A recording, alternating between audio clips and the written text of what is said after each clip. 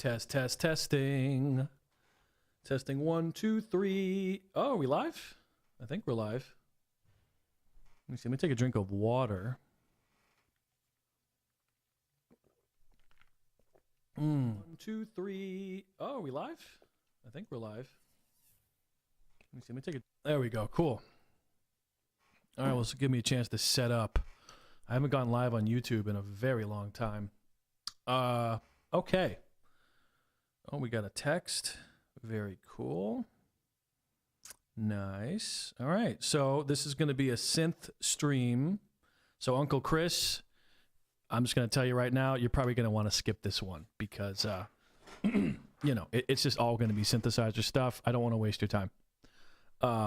Don't feel like you have to watch it just because it's mine, right?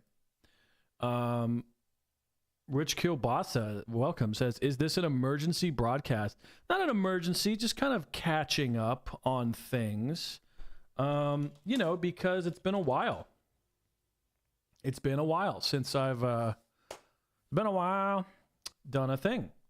And I thought, you know, why not? And I also wanted to work on some music today, just goofing around stuff. And I was like, you know what? I'll just do a synth stream as well. I will also say I'm a bit under the weather, and I'm doing a fast. There's a lot going on.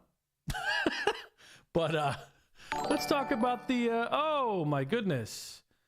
Someone named Aced just subscribed. Thank you. But that's for Twitch. Yes, last time I saw you having a blast in New Orleans. Right, so that was in September. Yeah, September 16th or 18th or something. But I've since been back, and I've since moved out of my apartment. Not an apartment. The house I was staying in. I moved into my own little studio, and it's fucking great.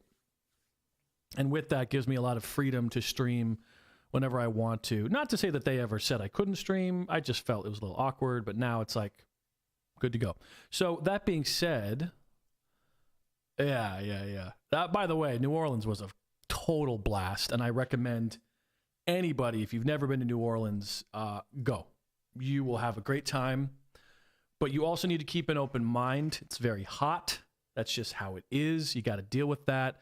And if you're a vegetarian or a vegan, oof, you're going to have a really shitty time. I'm just saying. I mean, there are options, but, you know, you want to have a good time, right? Now, I noticed the chat's not really updating for, you know why? Let's see.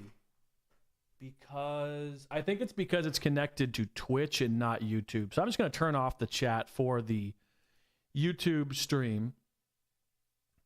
But yeah, let's get into the Arturia Mini Freak, because this is a very interesting synth that I kind of was what I wanted like a year ago.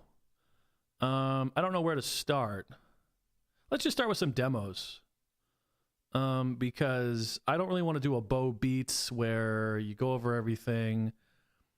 I just want to hear patches, you know. I've already watched some videos on this, but I figure we might as well talk about it. So, okay, here's my favorite sounds only. Okay, let's check this out. Now, I will say something. I don't mean to be a hater to Sonic State, because I love those guys. But I noticed that whenever they're doing patches for a synth, it tends to be, I don't know, kind of boring sound design. No offense to Nick. I mean, I like Nick a lot, but whenever he makes a patch, I'm always just like, that's it? You know, I'd have to watch another video, but whatever. Let's just check this out. Also, my mic this might be overpowering my mic a little bit. Here we go. One more thing before we get started, and someone's going to bring this up. I have a really shitty, tiny green screen. I just want to save space in my apartment. So this thing is shitty. We might as well just zoom out a little bit. I mean, why not? Just pull back the curtain, you know. So it's not that good, but maybe I can make my screen smaller. There we go. That's better. Yeah. Okay, let's check this out. Also, Sonic State's doing a lot of promotions for GPU plugins. Jim Haywood! Oh, I know him. He's from the Synth meme group.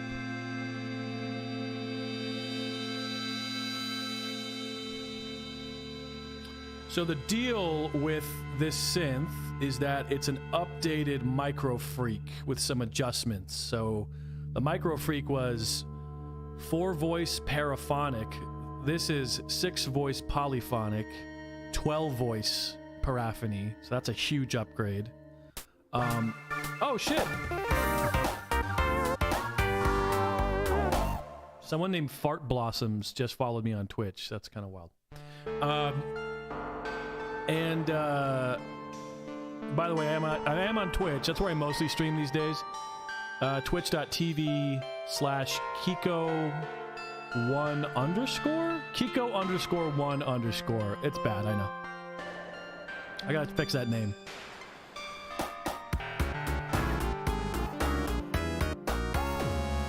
And Fart Blossoms also subscribed. Holy shit. You know, I'm no offense to Jim Haywood, I'm not really feeling these patches. Well, so anyway, so the point of the synth is that it's an updated Micro Freak, and it has effects built in. If you like that sort of thing, cool. It's got more of a mod matrix here, which my stupid camera is blocking on the left. Yeah, it's just kind of cool. It's got some assignable macro things for the mod and pitch wheel. Macros, assign. I mean, this thing just seems really cool, honestly. Now, I don't think it's going to be a bass machine or any. That's one thing I've noticed with a lot of these. What do you call them? FPGA. It's not FPGA. No. Just digital analog hybrid synths. It's that the bass tends to suffer, or not suffer, but just be not quite as strong. The Novation Peak, for example, I owned that for a while, and that was like, I liked it a lot, but I wasn't getting fat bass lines out of it. Surprisingly, I could get better bass lines from the Nord than this, and well, than the Peak.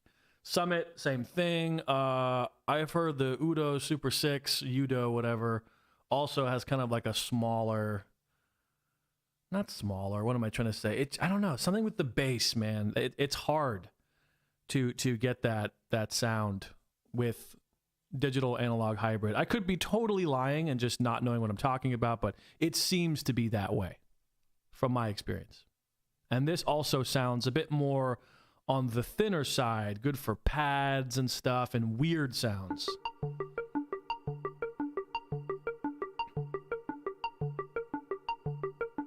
But to be honest, I'd rather have this than a Poly Freak. Sorry, Poly Brute. 100% would rather own this than a Poly Brute. Because the Poly Brute also has 6 voices, and yet is like 10 times the price.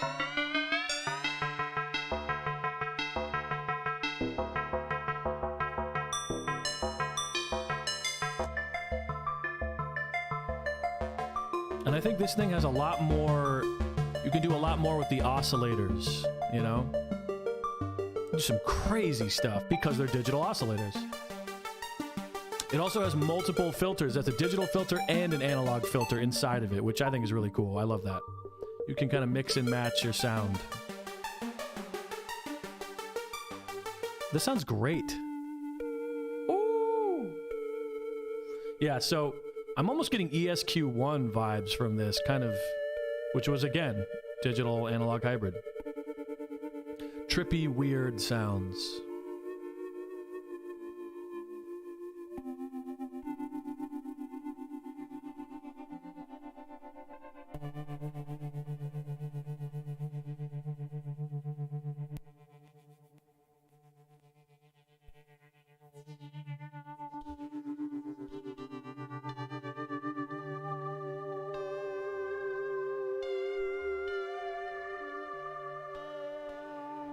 Wait a minute, it's set to top chat. Let's do live chat. Okay, cool. I haven't streamed on YouTube in so long, dude. On the computer, I mean. It's been a while.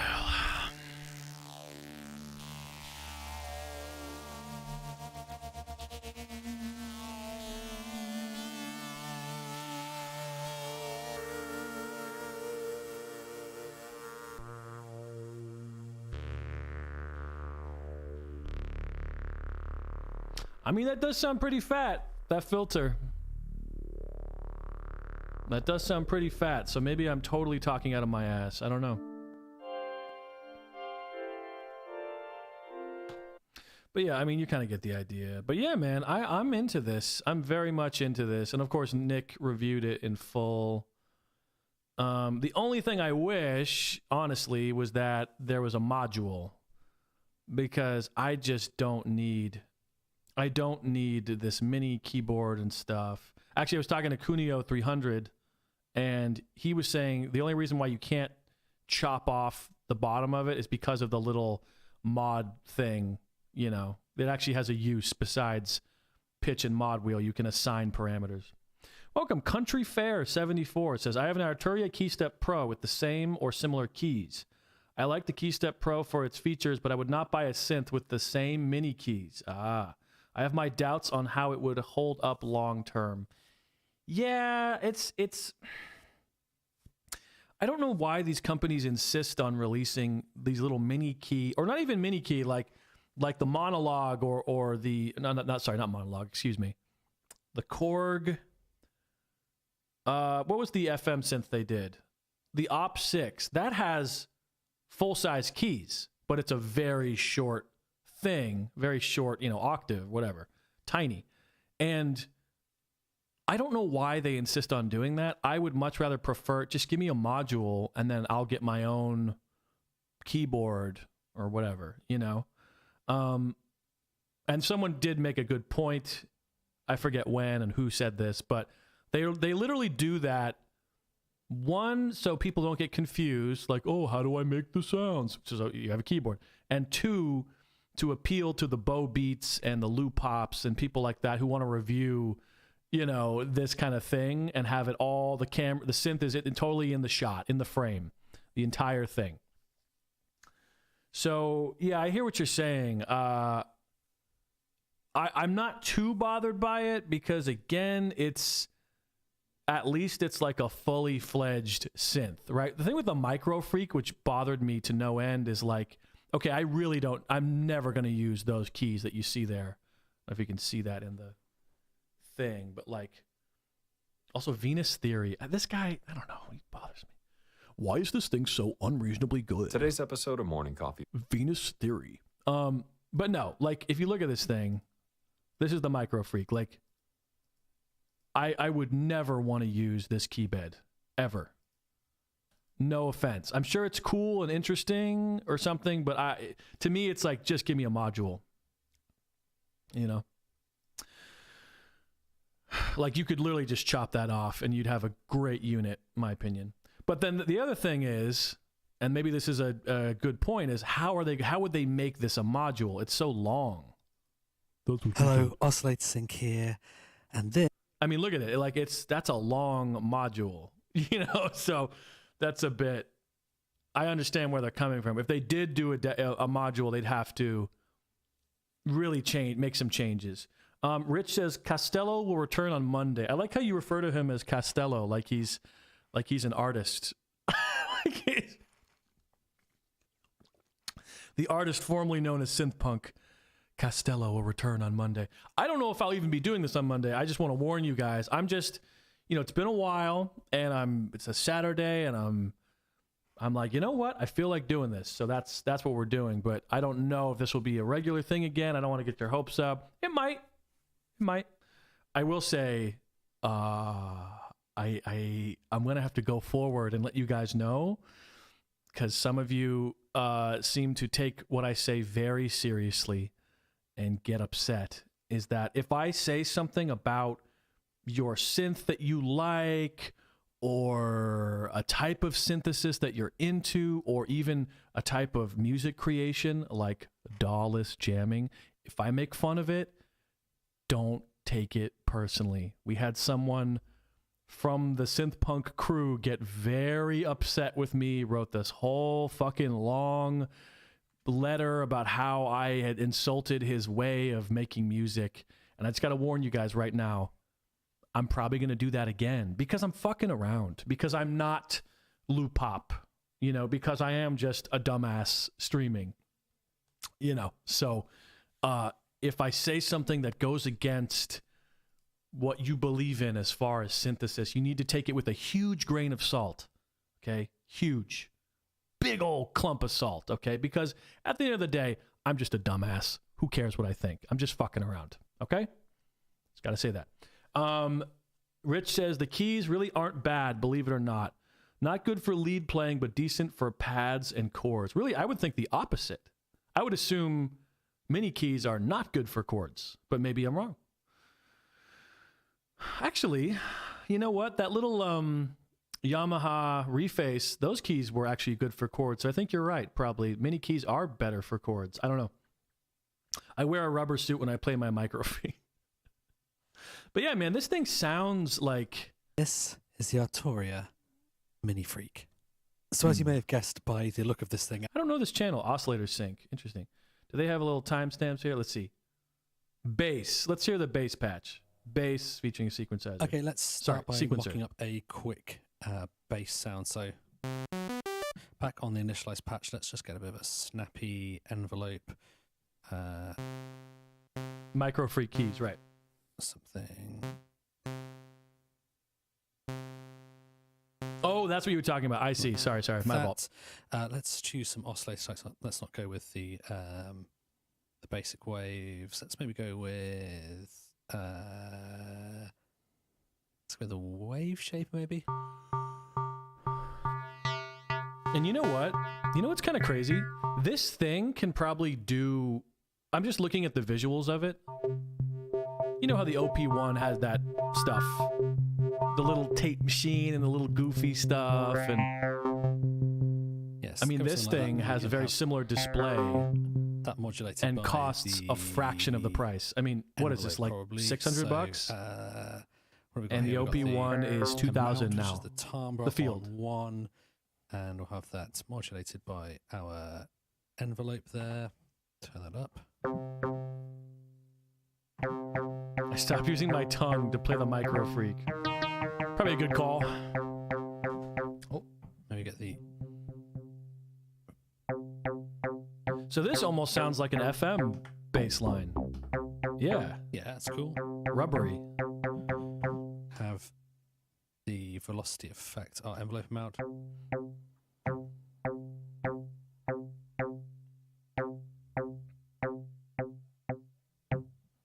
It almost sounds like the lately bass or something. I hope it's loud enough for you guys. I have no room for this new Arturia. It would fall through my keyboard stand. Need bigger, but not smaller. Yeah. And maybe on Oscillator 2, we'll just have something a little bit more. I currently have no synth. It's really sad. Use the, I had to sell my, and I'm still sad that I did this. I had to sell my Nord Lead 2X in order to get out of that place I was living in. And I told the guy I sold it to, I gave him my number, and I said, if you ever feel like selling this in the future, text me first. I might buy it back from you. And he said, for sure. So, yeah, it was unfortunate, but I will say it is kind of nice. I'm in a very small studio apartment. Where's your Nord? I just told you I sold it. I just sold it.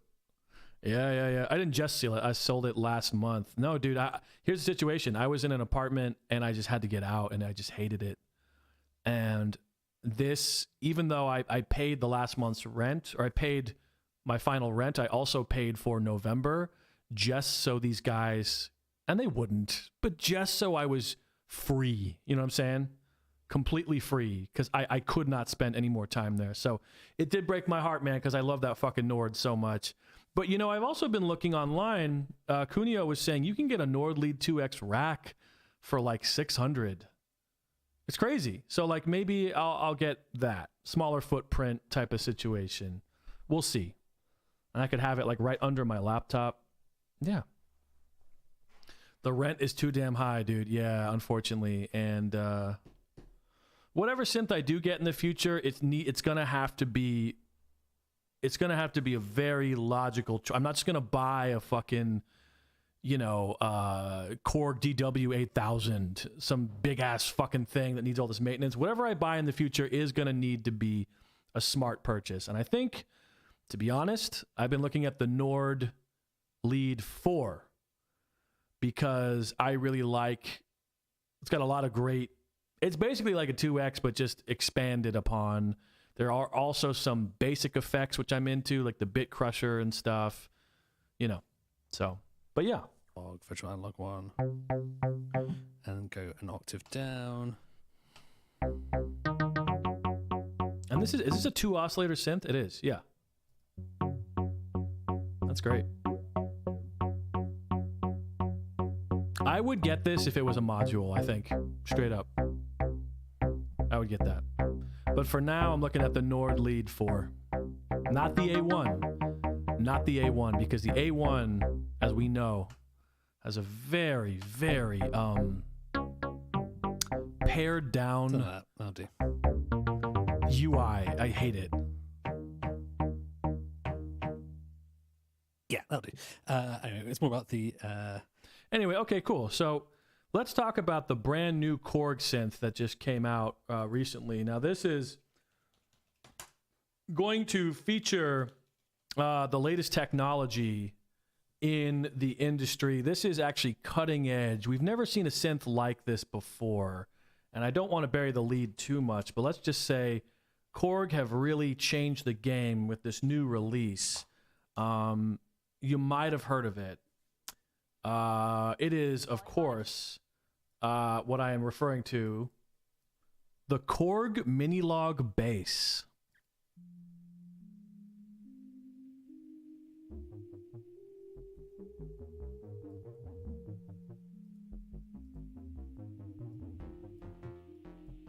What's up, everyone? Natalie Shammy here with the limited edition Minilog bass. Limited edition. So I just want to be clear, I was all sarcastic. This is literally just a Korg Minilog with a different interface. And while it does look cool, I think it is really bullshit that they call it Minilog bass and there's no added bass capabilities. There's no new filter. There's no new oscillator. Nothing. It's just the same fucking thing. And I suspect that Korg just had a bunch of Minilog, circuit boards lying around that they wanted to use. So they just gave it a new packaging and that's it. And that is such a stupid, and oh my God, Kunio showed me the funniest thing. You guys, dude, this is so funny. Kunio showed me a snippet from the Korg website talking about this synth.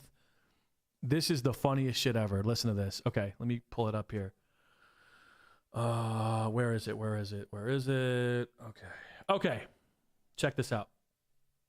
Designed with a visually striking presence, the top panel of the Minilog bass sports a rather unusual character representing a visual sense of a swelling synth bass sound, okay?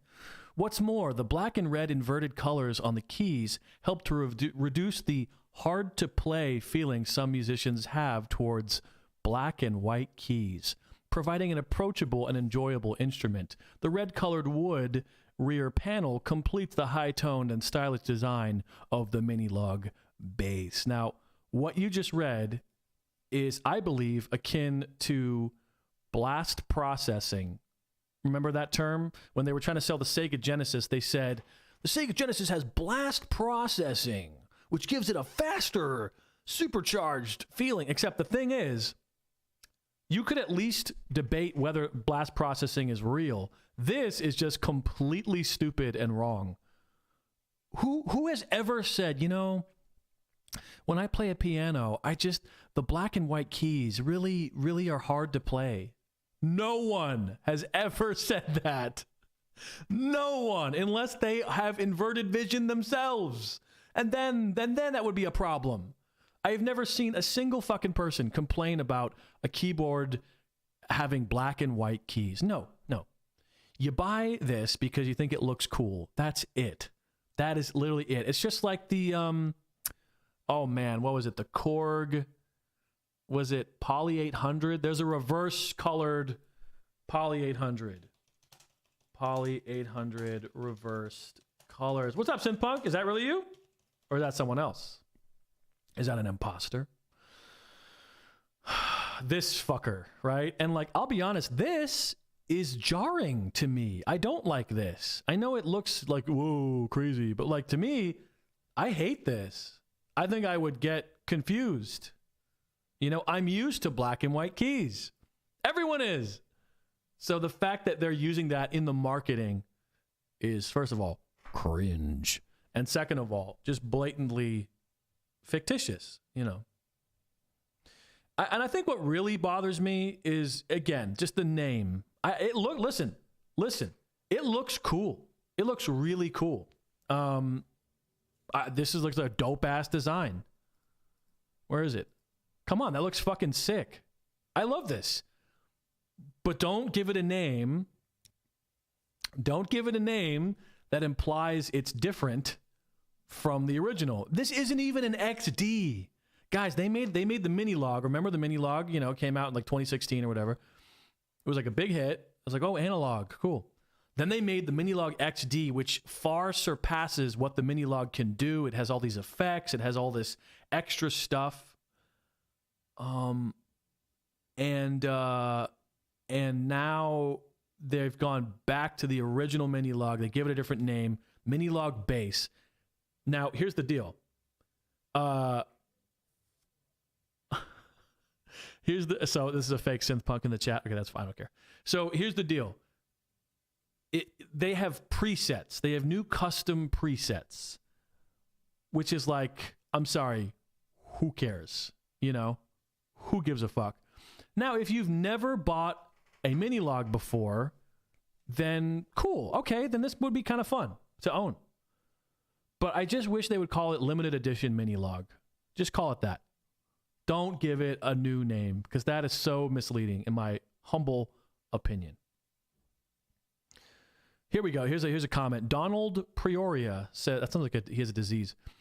They should be more specific. It's just a mini log with different paint and other presets. It's just a remarketing. With all that said, it's a great synth. Right. Yes, that's right. Nothing new, nothing crazy, nothing massive. Wake up. We're 2022. Need deep bass, not generic sounds. This is the same strategy Novation made with the bass station, the AFX. Remember that? Remember that? Oh, man. Synthpunk says, dude, it's me. Remember you did the Espen voice. Okay, then message me right now on Discord. Prove it's you. Otherwise, I don't know. Here's the thing. I can't follow the whole saga of Synthpunk, and then there's the fake people and all that stuff. So just hit me up on Discord. Even if you are the fake Synthpunk, I don't care. You know, fine. Hang out. Don't, cause problems. But yeah, so that's an annoying marketing thing. Now, I saw something else, and I don't know if this is true or not. Teenage Engineering has released a choir. Do you guys know what this is? Teenage Engineering choir with the OP1 field. This is psychotic. Dude, this is absolutely crazy. Okay. So, Teenage Engineering choir with OP1 field. So, Teenage Engineering's choir's MIDI compatibility is where the magic really happens. Conduct your choir with OP1 field, OPZ, or any MIDI keyboard with BLE connectivity. What the fuck is that? Synthpunk says, it's me 3 times. Okay, it's you. All right. Got it. So that is Synthpunk then. Welcome. Have you seen this, Synthpunk? Now that I know it's you? This is nuts.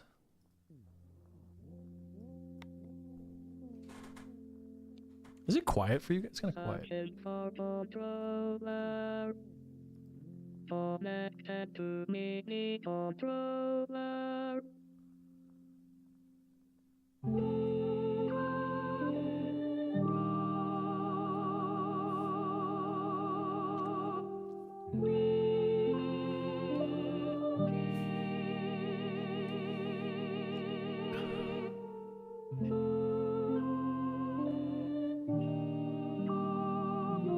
I mean, Synthpunk, did you make this? Like, did you make this product? This is something you would make.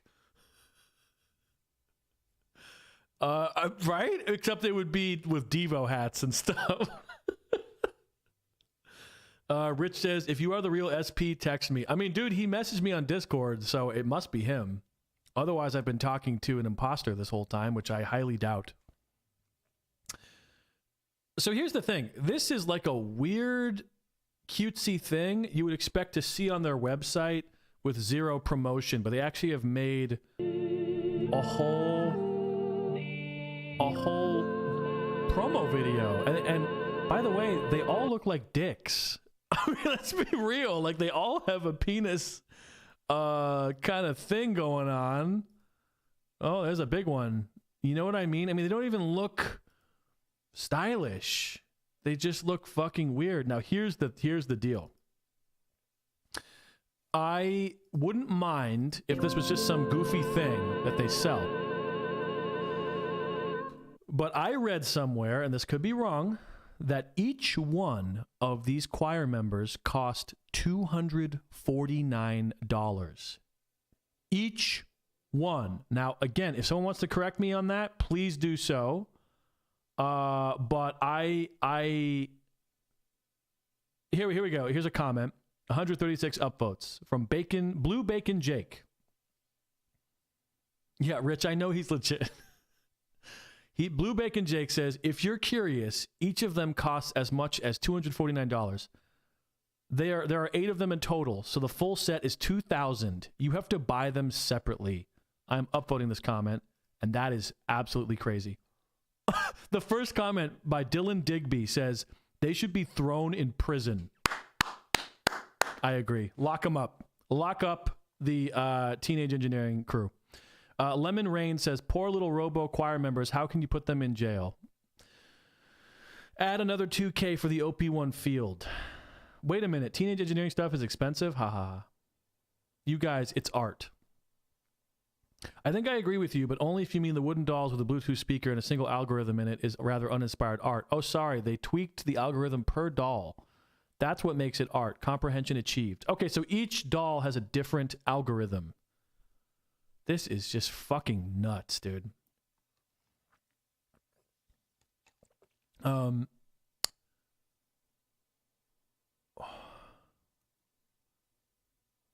don't even know what to say. I don't even know. I mean, this is just so fucking crazy.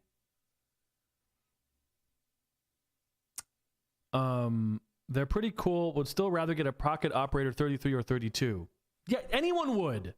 I appreciate you guys constantly surprising me with your designs. Keep that up. Dude. I bet that guy, remember that guy we watched years ago who bought the OB4? And he's like, my day with the OB4. Oh, they also released a case. Oh my God. Oh my God, dude. They released a case for your teenage engineering OB4. The bag.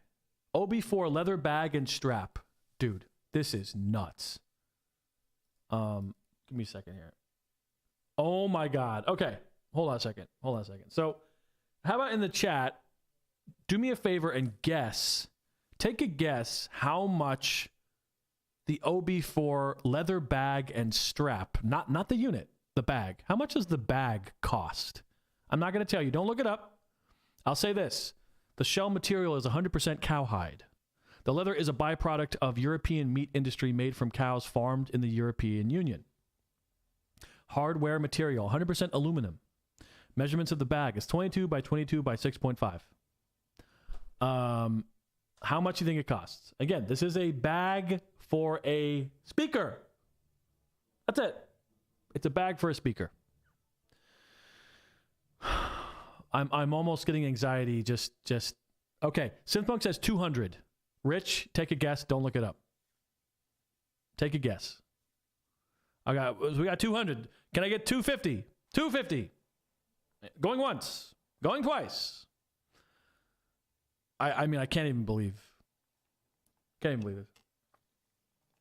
All right, Rich took too long. I'm just going to tell you. You ready for this? Drum roll, please. OB4 leather bag and strap, $400. Da da da da da da da da da. Let's play the Tonight Show theme. Ba ba ba. No, the Price is Right. Price is Right theme. Oh man, they're playing music here. $400.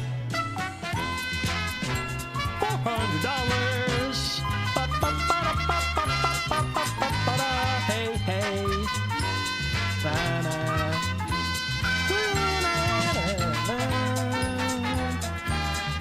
This could be yours. You could buy 80 Volcas or this bag. It's your boy. Step right up. Gunshot. I want to get a soundboard. I really want a soundboard. I you know, I've been doing this a long time. Well, 2019 or so. I've been streaming, and I haven't had a soundboard this whole time. And I just want like a gunshot sound, you know, to end a bit. I need to get that going. But yes, so holy fuck, says Synth Punk. Rich says 650. Also, I apologize. There is a delay, a pretty big delay on YouTube right now. It's my fault because I decided to do it on normal latency. So I should wait a little longer for you guys to respond. That's my fault. But yes, so I mean, you know, what else are they selling? What else are they selling here? Products. Let's look at their product. What's their most expensive product? It's got to be the OP1. Oh my God, there's more shit. Field accessories. Oh God, these people, man. Where's the rest of the shit? I hate websites like this where you have to scroll down. There's no drop-down menu. You just have to scroll down. Okay, OP1 Field. 2000. I subbed you on Twitch, but I don't see the stream because I'm not on Twitch right now. I'm on YouTube only. But thank you. Oh, that was you. Oh, okay. Yeah, I got an alert for it. Oh, man, the TX6, dude. This thing. Holy shit. Your Fart Blossoms. Okay, yeah, I said that earlier. I said, oh, Fart Blossoms followed and subscribed. Thanks, man. Yeah, no, I'm only on YouTube right now. Just for this stream. I want to separate it. But I appreciate that. What the fuck is this? Pocket Operator Modular. Wow, they have a modular synth? What? Did you know about this? Pocket Operator Modular Series. Get your hands busy. And how much are these? They got to be fucking nuts. Comes in 3 kits, starting at only $149. Yeah, but it's a kit you have to build yourself. Fuck them. $359 for the yellow one. Synthpunk said, "Do you see Jorb's Record Factory video?" I did not. I've been kind of out of the loop, dude. Let me check out Jorb. I like Jorb. He's a good man. Oh, you just linked it to me? This is the teenage engineering thing. Jorbs. Okay. Too lo-fi to be useful, too finicky to be fun. Teenage Engineering Record Factory. Oh. Hello, my name is Jorb. I love gear. This little guy is the Teenage Engineering P080 Record Factory. It's a compact record player, but more excitingly, it's a compact record cutter. You could put these blank 5-inch discs in the machine, send audio into it, and cut your very own records. Geek to the sound of the Teenage Engineering P080 Record Factory. It's marketed sort of as a toy, sort of not, and I think it's almost useless. Oh, shit! Yo! It kind of sucks. Kind of sucks. First off, I bought this with my own money. First off, Jorb, that's coming a lot. That's a lot coming from him because, you know, he's usually very respectful. He's not like a milquetoast guy, but he's a respectful guy. He doesn't just shit on things immediately. Bro, if he's saying this shit, then you know it's bad. Because if it does even a halfway decent job at the price, it's a really cool thing to be able to cut your own records. Country Fair says Jorb was struggling to say something positive. Ooh. I totally punked this video. What does that mean? For less than $200. Also, very important to get out of the way before we say anything else, this is totally a toy. Teenage Engineering doesn't explicitly say that it's a toy in really any of the marketing, but the marketing does include children, and the product page says that it's not intended for children under 12, but we do have one very convincing place where the hardware is described as a toy. In a, let's say, streetwear designer world style collaboration, the Record Factory is Teenage Engineering rebranding in existing product. A company called Gakken makes the toy record maker kit, which, just like the Teenage Engineering one here, is labeled as a collaboration with the Japanese designer Yuri Suzuki. And this was pointed out on Twitter right after the announcement, almost immediately. And then after that, I saw my good buddy Simon the Magpie, who you should scroll down a bit into the description, hit subscribe, and then click on the link to Simon's video. Tell him he did such a nice job. But he right away did a video saying this is exactly like the Gakken toy record maker. And to be clear, that's not something So it's I'm a ripoff. mad about. I think it's cool. So it's a ripoff of this other Japanese thing. Okay, cool. Teenage Engineering really pushing forward the envelope for innovative products. Cool. That companies want to work with designers or individuals or other companies that they like. Collaborations are great, and they matter a lot in the music world, so I'm glad that the music instrument world participates in it as well. But credit where credit's due, right? So let's think of Teenage Engineering more as the publisher here. Publisher. Not the Okay, designer. I'm sorry. I didn't even hear what he was saying. I apologize. My mind is all over the place. So it's not a ripoff. They worked with that company. Is that it? I don't know what's wrong with me today, guys. I think it's because I'm fasting, so my brain is just on sludge time. It's $360 for this. Wow. Anyway, the Record Factory comes Jesus. as a kit. It's several loose bags of parts, and putting it together isn't hard per se, but it takes a lot of steps, and it leaves a lot of opportunities to make small and very frustrating mistakes. And so I built it without much trouble. I had to go back a few times. I had to change a few things. I don't want to show you all of that because I don't want this to be too long. But the first thing I checked when it was assembled was how well does this play records that were produced in a proper factory, not by this in itself. Find out if this is a good record player at all. And it's not. I tried a very beat up 45 that I tore out of an old jukebox.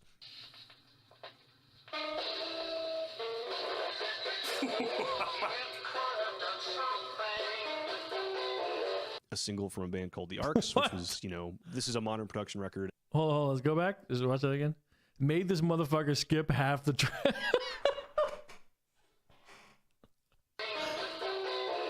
A single from a band called The Arcs. I'm sorry, Synthpunk, should we watch this or should we click on what you linked? Show that. Let's see. Vintage 1978 Fisher-Price phonograph.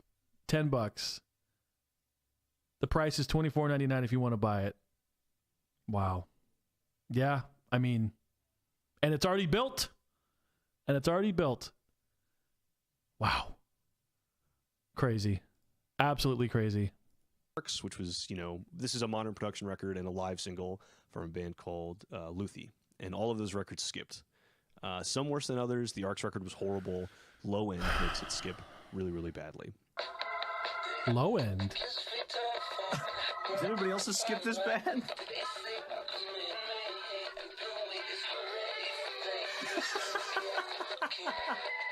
But none of them made it through without skipping at all. And I was like, well, maybe I set this up wrong, or maybe I configured it wrong, but that's not that big of a deal. I really want this to be a record cutter, right? It doesn't matter if it sucks as a player, because that's not why I bought it. And if you want a cheap record player, you can go to Target and get a Crosley Cruiser.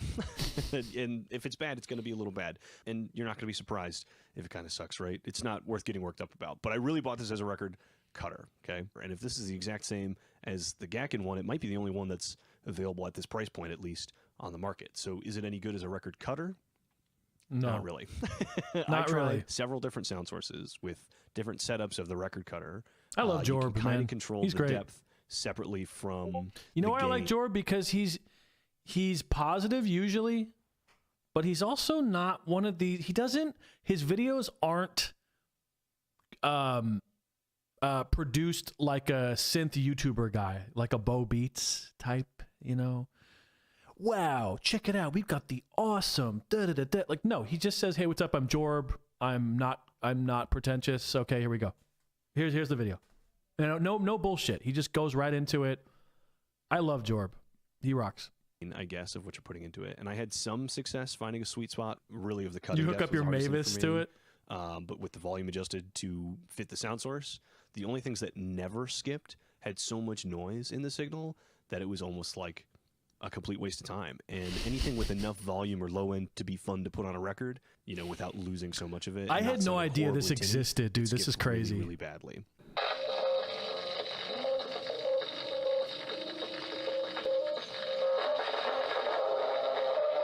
I did have improvements for playback when I put it on my nicer turntable, an Audio-Technica LP120, but I legitimately feel like the rough cut grooves are bad for my needles, bad for my cartridges. Wow. And I need that to DJ.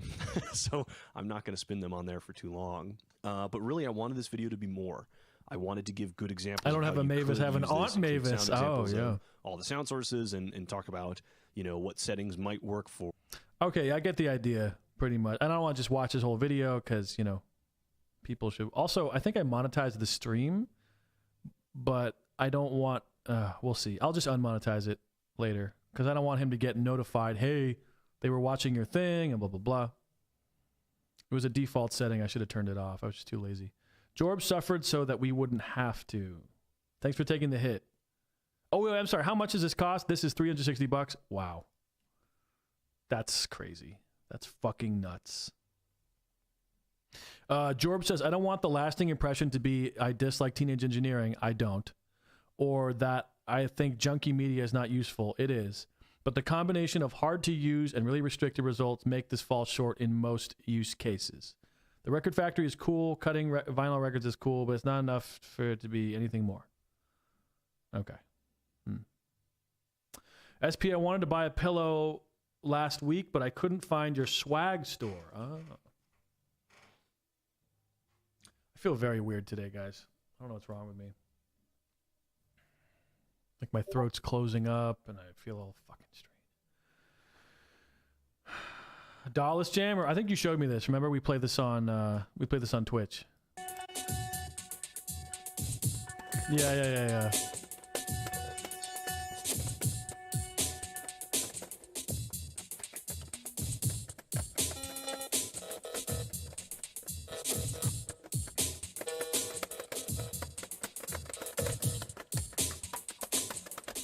Yes, we definitely saw this, and it's funny.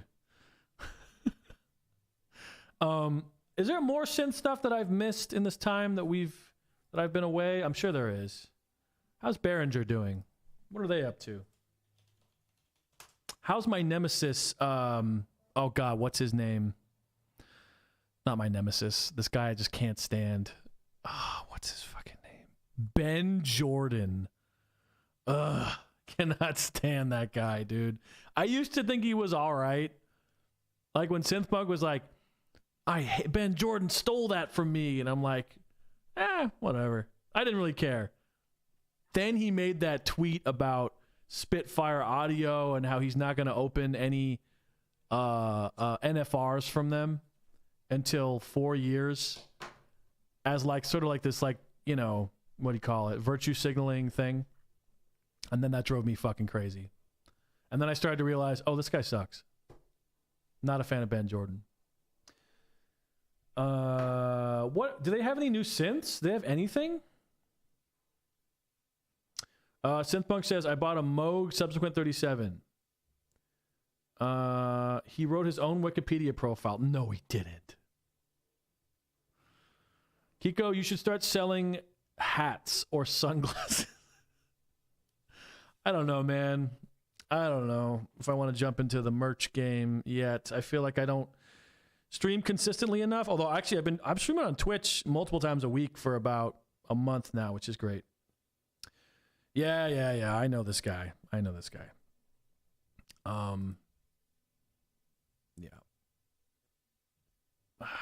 If he acts out, I'm gonna remove him.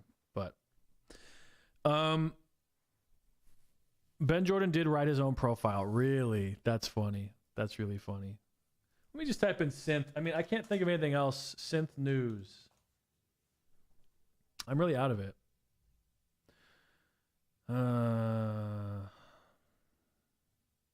The latest in the Behringer synth drama, Tiger Arcade. No, that's from 8 months ago.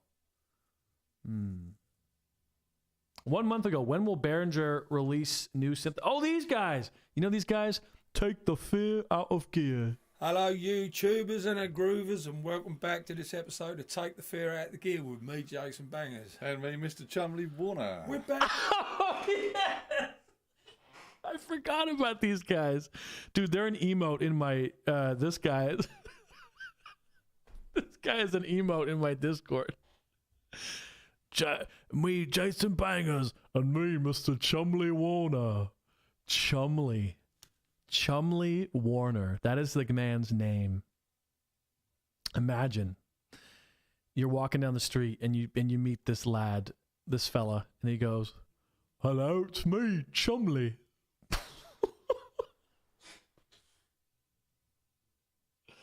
Oh my God. It's just, and I have nothing against them. It's just they're such strange oddities. I'm sorry. This is totally from a shallow, their names, and they look so interesting.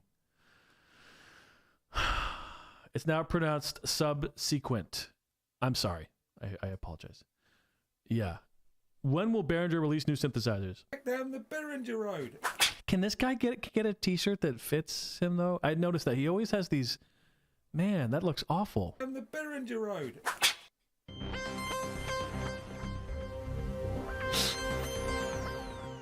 So, we're a little bit concerned. Not overly concerned, because I think it's kind of obvious. But we want to ask you guys what you think. But there is problem, Simon. There is problem, yeah? I mean, let me just tell you. Okay. You know, I get it. Well, I don't know. I don't really want to watch this whole thing. It's true though. We haven't the blob. We haven't heard of a Behringer synth in a while, right? Well, this is new. Sorry. Key moments. Is this new? Can you do key moments for your video? I didn't know about this.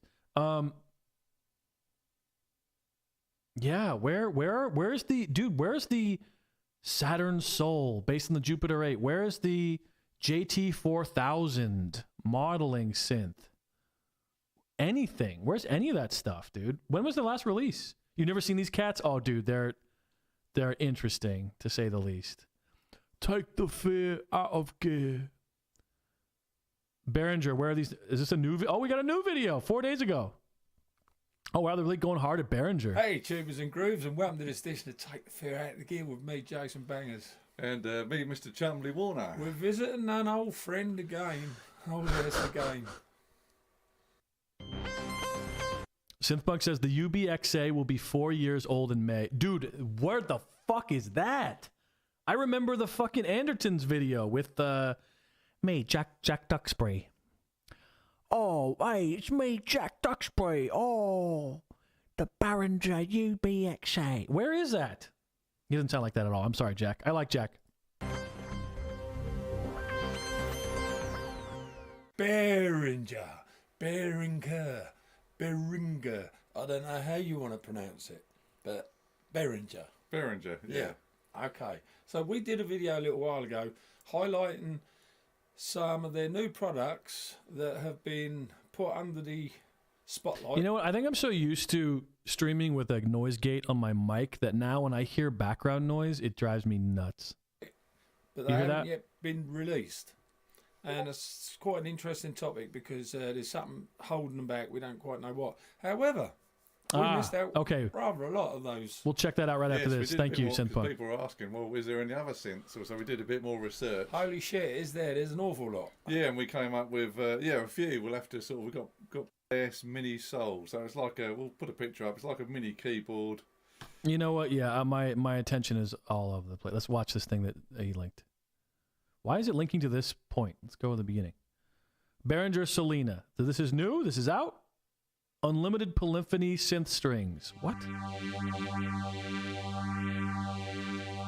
9 days ago. Hello, welcome to Antlers TV. My name is Jack Duxbury. He's the frickin' Maltese Falcon. This guy's a villain, dude. You know this Behringer rep is a villain. And Come this on. is Down from Behringer. Oh, man. Come on. He got the villain hair. He's got the black villain jacket. Dude, everyone from Behringer is a Bond enemy. Come on. Man. Thanks so much for coming in, mate. What have you brought along? You don't have that hair unless you are fucking trying to kill James Bond, dude. Come on. Mr. Bond,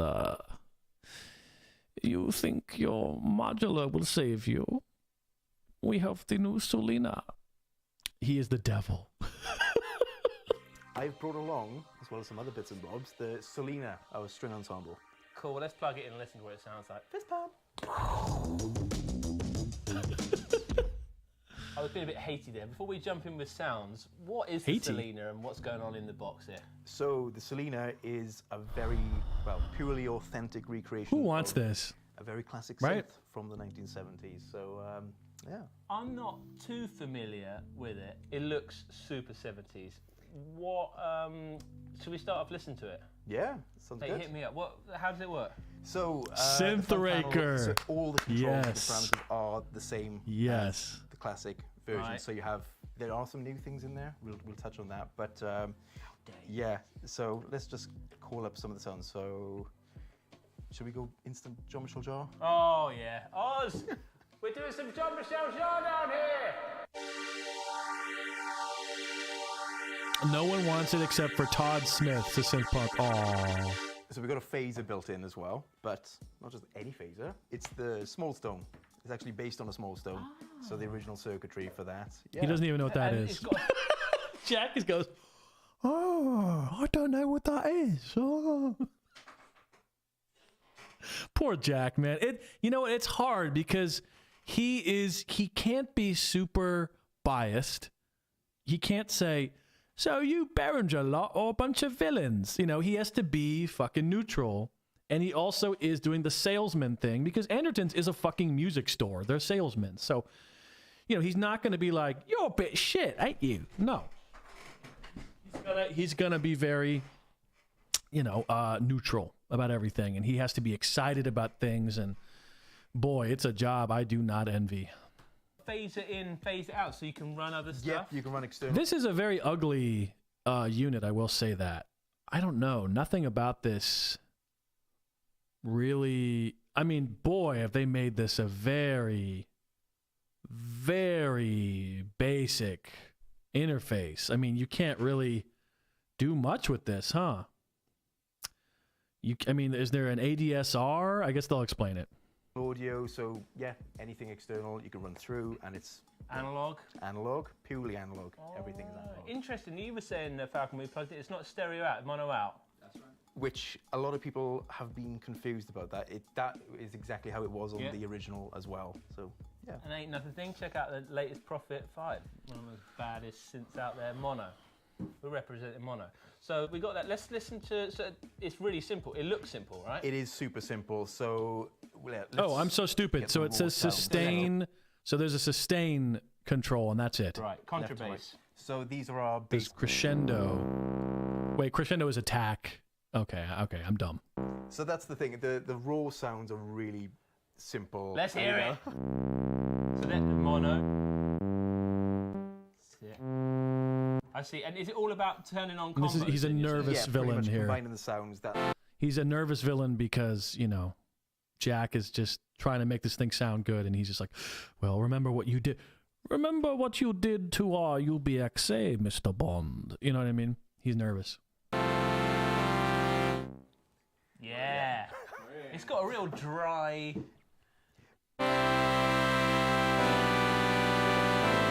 How many voices are we talking? It's unlimited polyphony, so it's full polyphony. So that's the thing with it. Okay, how is that even possible? Yes, and this is why it's taken us quite a while to revive it. It's basically stepped down like organ technology from the 70s. Oh, it so sounds like that. Yeah, it's authentic. It's fully analog. It sounds hot. Yeah, that's one way of putting it. Like sizzling bacon. Yeah. So we've pretty much revived the classic step-down circuitry, which I don't believe anyone's really done that. And then crescendo.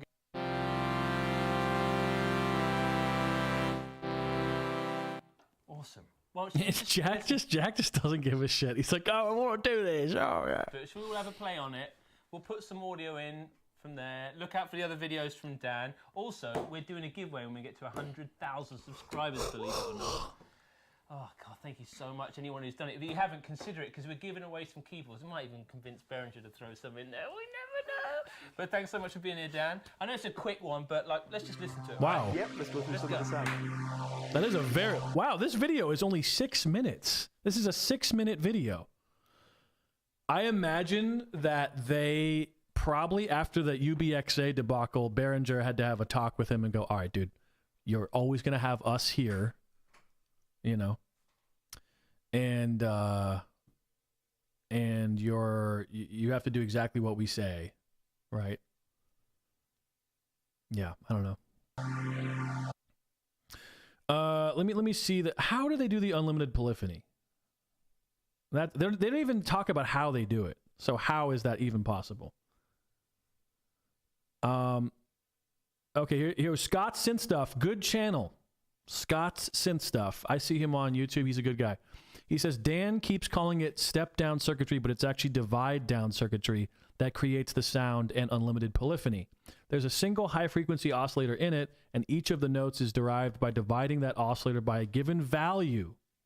So unlimited polyphony from a single oscillator. Huh. That's wild. Yeah, of course, if we're going to go all Mark Doty about it, technically it's not true polyphony because you don't have individual articulation over each note. Ah.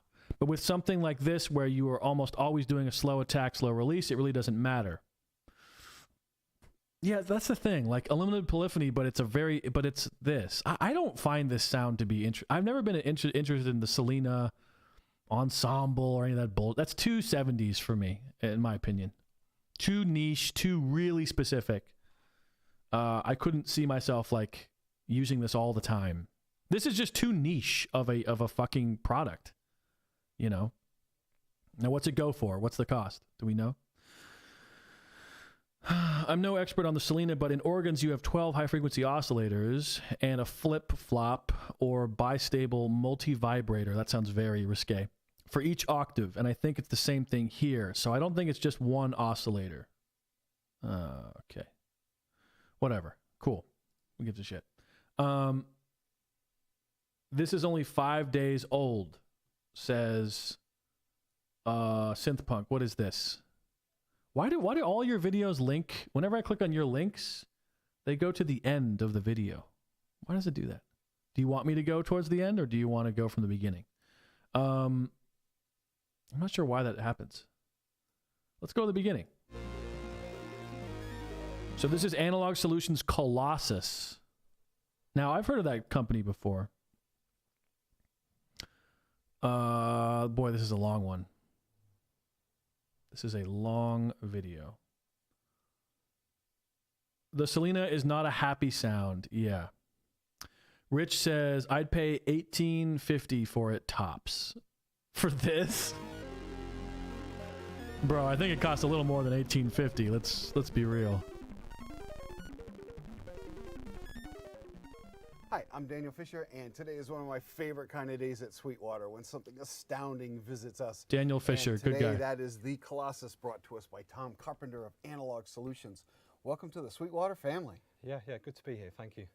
So tell us a little bit about... Boy, this guy has a 1,000-yard stare. Look at him. Look at him. My favorite kind of days at Sweetwater when something astounding visits us. Why is that so funny?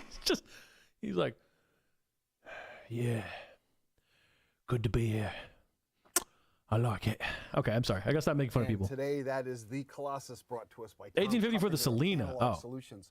Welcome to the Sweetwater family. I'd pay $125,000 for the Colossus. So okay. Tell us a little bit about your start. I've always been building stuff as a little kid, taking stuff apart and putting them together. Went to college, did music electronics and things like that. I've also got a strong passion for electronic music and music in general, how music's written. So you kind of start thinking about the artists and how they record the songs. So electronic music, therefore synthesizers. Oh, wait a minute. There was I'm sorry. Pause. Buying a few analog synths. There was also this kid is making his own Oberheim expander. They keep calling him a kid in the videos.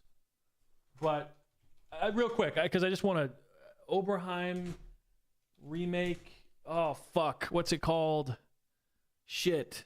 We haven't heard any sounds for it, but he's some kid. Oh, fuck. Oberheim module. You know what I'm talking about? There's been a video going around where he talks about all the... But what the hell is it called? I don't remember. Shit. What's up, Justin Carey? I think the Selena was used on Dreamweaver. I can get through the night. It's true. I'd pay $145 for a Kiko One hat. Wow, you're a generous man. I don't think I would pay that much for one of my hats. Do you guys know what I'm talking about? It's this new... It's not released yet, but it's supposed to have 8-voice polyphony, and it has got a really crazy UI. Fuck. Let's see. Oberheim clone, maybe. Let's try that. We'll get back to the Colossus, but I just want to... Oh, but it's not by Behringer. Shit, how am I going to find this fucking thing? Was it at KnobCon or something? KnobCon... Oh, I don't know. Fuck. I'll never find it. I should just give up. Wait. No, that's Hydrasynth. This is going to drive me nuts. Lindrum 2. No, that was 4 years ago. Jesus Christ. Oh my God. It's not the Oberheim. It's not by Oberheim. Is it sheer music? No, Rich. It's not by Oberheim. It's some kid. They keep calling him a kid. Who created a clone. Oberheim themselves are bringing it back. Okay, I'm not talking about that. I'm talking about something completely different. I don't know. I guess it's gone forever. Wait, I can probably find out on Facebook. Hold on. Give me a second. This is worth looking at. This is crazy. And we haven't heard it yet, so that's why maybe people aren't... It's not ready to be played, but holy fuck. It looks amazing. It'll probably cost a lot of money. Let me find it. I'm going to scroll down. It's in the Synthesizers Facebook group. It's just called Synthesizers. Give me a second. Wow, Synthpunk sending a lot of links. Give me a minute. Of course I can't find it. Oh, you did find it. Okay. Synthpunk, don't do it 5 times. Okay, you don't have to post it 5 times. Just once will do. Just once. Okay. All right. But thank you. You found it. The Sheer Relic. Okay. Here we go. So this thing, I mean, look at it. This looks fucking nuts. I'd pay for...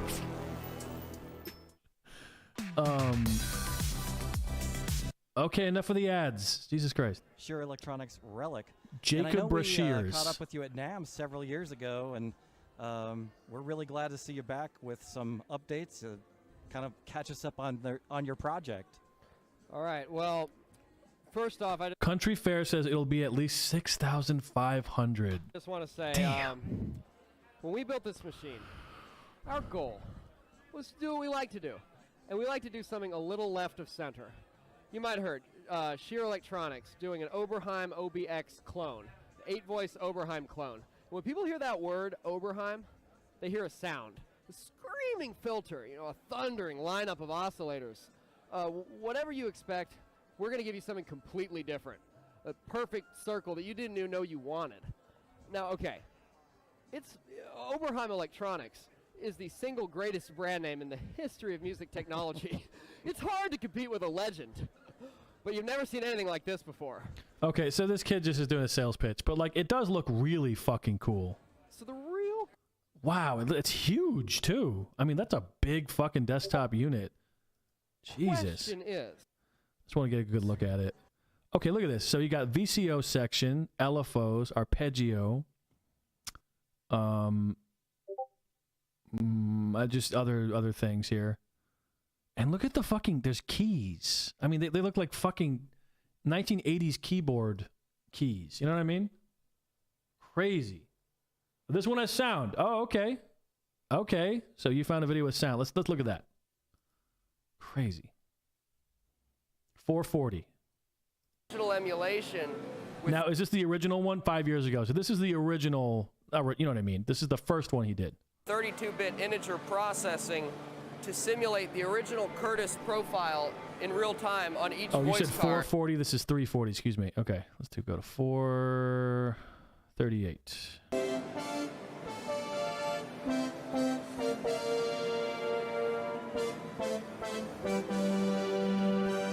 That's great, man. So, I mean, presumably these are prototypes already in production. What's your plan for this? Well, we got 2 prototypes here. We've had them for about 3.5 days.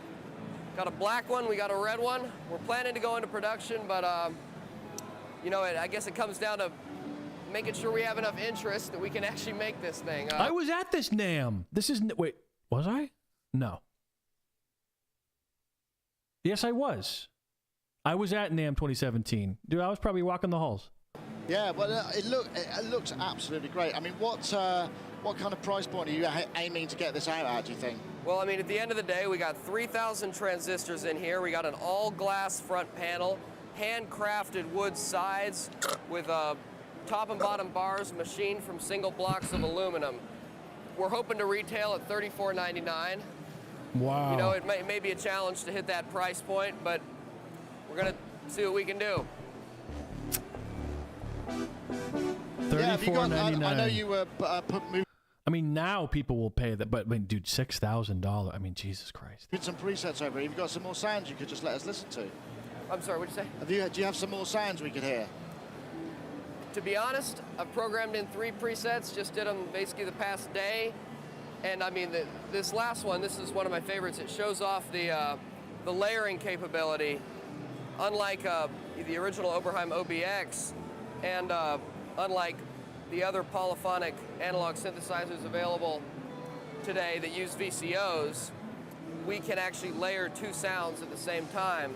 So if we start out with this bell sound, something like this,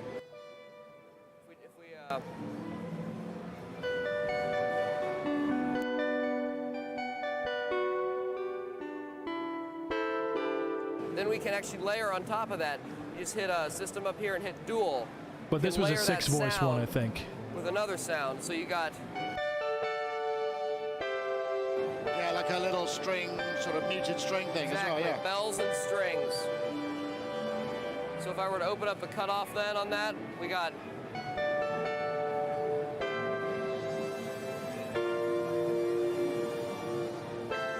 He looks like Dodie Jr. It looks really beautiful, and I wish you... So have they released anything? Sheer Electronic? I mean, have they... Because I assume this did not go into production, or did it? Let me see. Sheer Electronics. Discrete analog polyphonic synthesizer, 8 fully independent voices. Limited run inaugural edition. Interested? Wow. So this is it. You have to email them to get on the mailing list. This is their website. Okay. Not the best in terms of... Did I spell it wrong? Yeah. Okay, that's the website. Well, cool.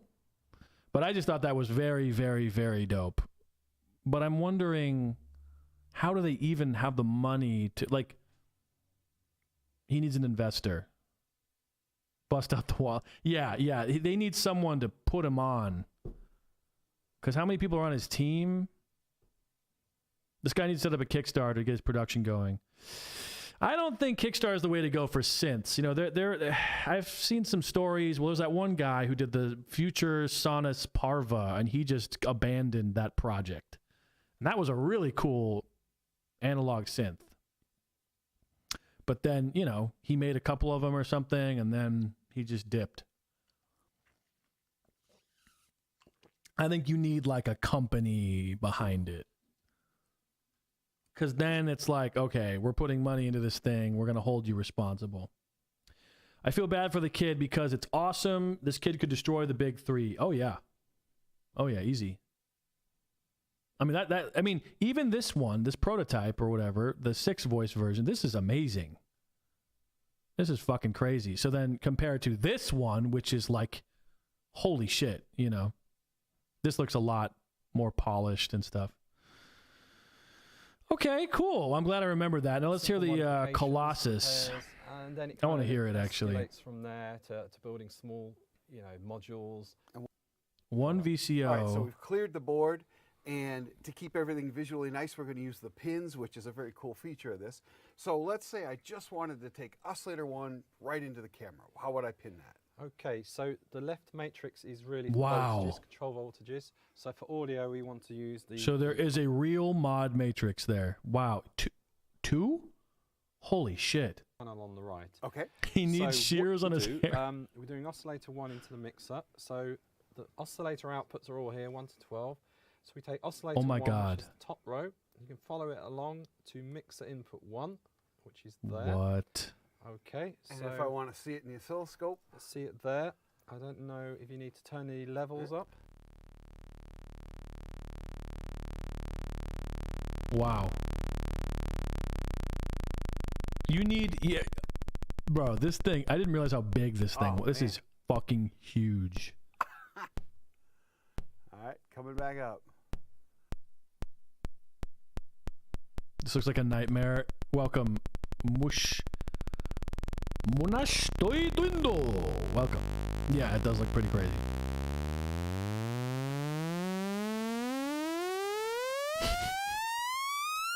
Sorry, guys. Let's turn that down a little bit for our ears.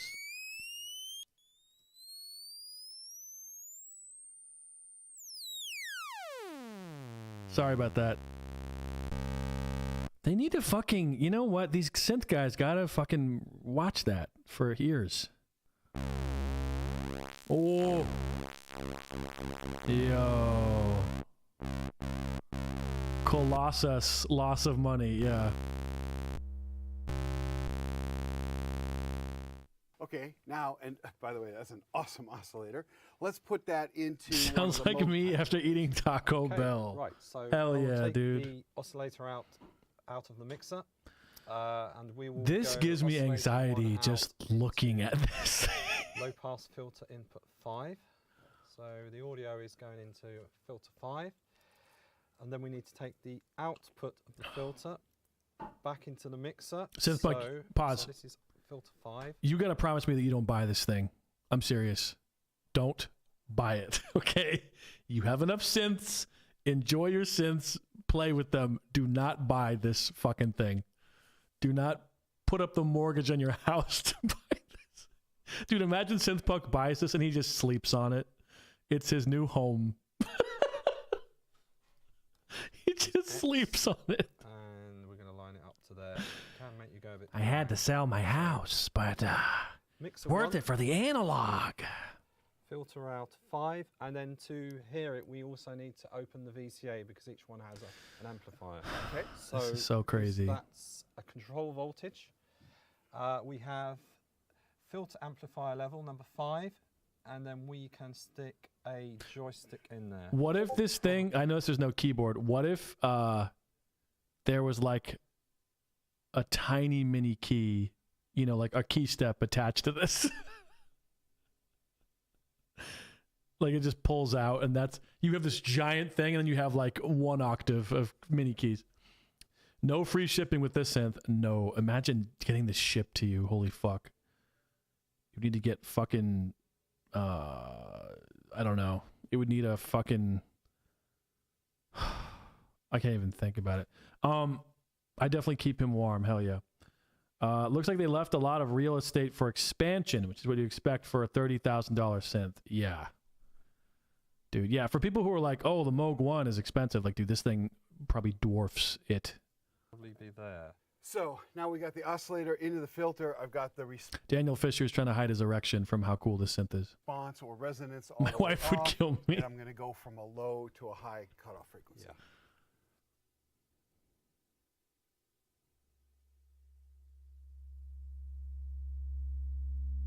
Let's get the audio ready.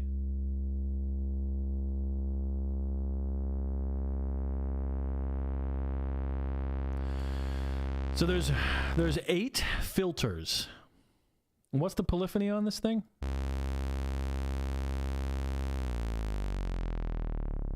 Wow. It's true. I also want to hear a musical application because so far it's just Resonance. Resonance. Oh, watch your ears, folks.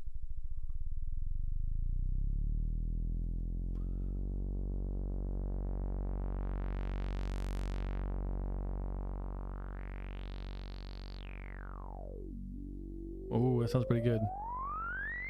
Oh. It's duophonic? Fuck this. I'm out. This thing can suck my ass. We're done. Duophonic. Eat my ass. 30K for a duophonic synth. No, thank you. Bullshit. That makes me so mad. Modular synthesis success story. Harry Glatz. Okay, we're watching this. All right. Do you know who this is? This is Harry Gladstone. Age 72 years old. Duophartic. He's yeah. an Army What veteran bullshit? Sorry. I'm sorry. got out of I'm sorry.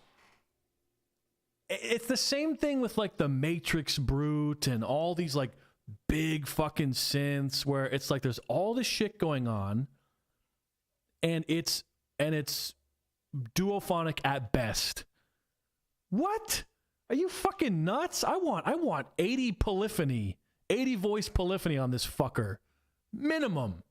You know, you don't buy a fucking 30K synth to play bass lines. That's fucking crazy. That's you're out of your mind if you actually. And to be fair, I know it's very hard to engineer and create a synth. I get it, but dude, come on, that's ridiculous. What do you need 8 filters for if you only have 2 voices? Why would I need 8 filters? I'm sure you can do some crazy routing or something, but that's so annoying to me. It's a glorified Mavis. Vietnam in January. My initial impression is that this is a decedent. Oh, decadence. Is that decadent? My context. I need new context. It does not sound as big as it looks. Yeah. Of 1975. Decedent. Jesus Christ. Since then, he had quickly got sucked into an expansive modular system that he purchased with a VA loan. He's been paying off this thing since 1976, and he still owes $10,142.39. But he's happy in his 300 square foot apartment. He can't afford to Bigger eat than much mine. because food is It's too damn expensive. Just look at all those patch cables. There Oh. must be over 80 of them. Now, some survivors of Vietnam go crazy. They shoot up shopping malls, turn to Jesus. drugs, or just lose their minds. But not this guy. Not Harry. No sirree Bob. He's doing great.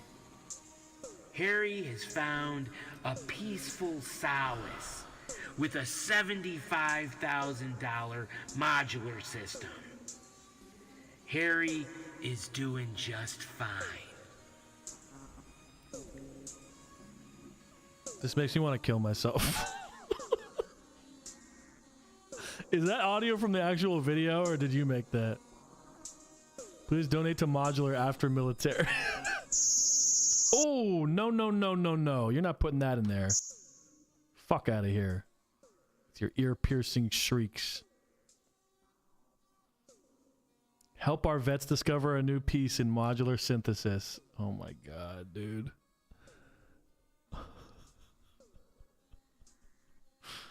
Oh, Jesus Christ. This is so sad. I mean, look, if he loves it, he loves it. Okay, that's great. Played for by the Don Buchla Foundation. Jesus Christ. On a cracker. Wow. I feel like I'm missing more news, though. There's been more news. Let's see. Synthesis news. Well, okay. The OP6, the OP6, excuse me, discontinued. And for a while on Reverb, you could get them for like $300. Pretty cool. And they've released a plugin that is like literally the same fucking engine as the hardware. I think Korg was just like, okay, no one gives a fuck about this. Let's just get rid of it, you know? Which is too bad, because I wanted to get a module of that thing. I really did. I wanted a fucking module. And instead, they just... Oh, the Synclavier. Yes. Or no, I'm saying it wrong. It's Synclavier or something. Give it a thumbs up for the love of God. You know, don't tell me what to do, Rich Kilbasa. You and your unlimited money for buying synths. No, I will. Where the fuck is it? And I will subscribe to Synthpunk Forever, who said he was done permanently. And then I said, yeah, okay. I'll see you when you get back. Okay. Yeah, I've heard that before. You'll be back. The Synclavier Regen. Yeah, this guy. This is a weird product. Should we watch Loop Pop? No, he'll come after me. In terms of the synthesis engine. When the Moog Lil Fatty was discontinued, I got it for $900 instead of $1,400. Oh.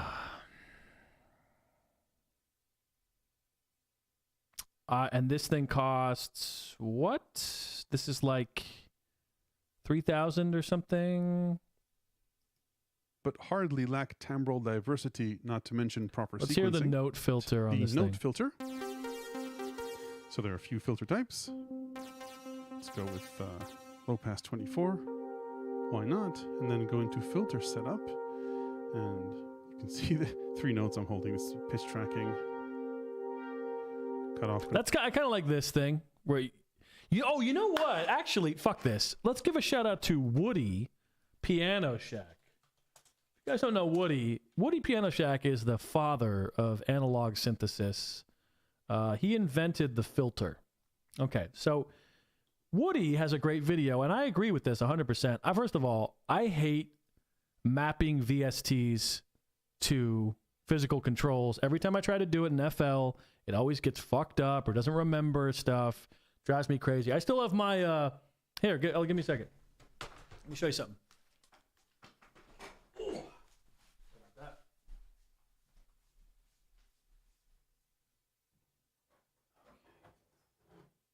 All right.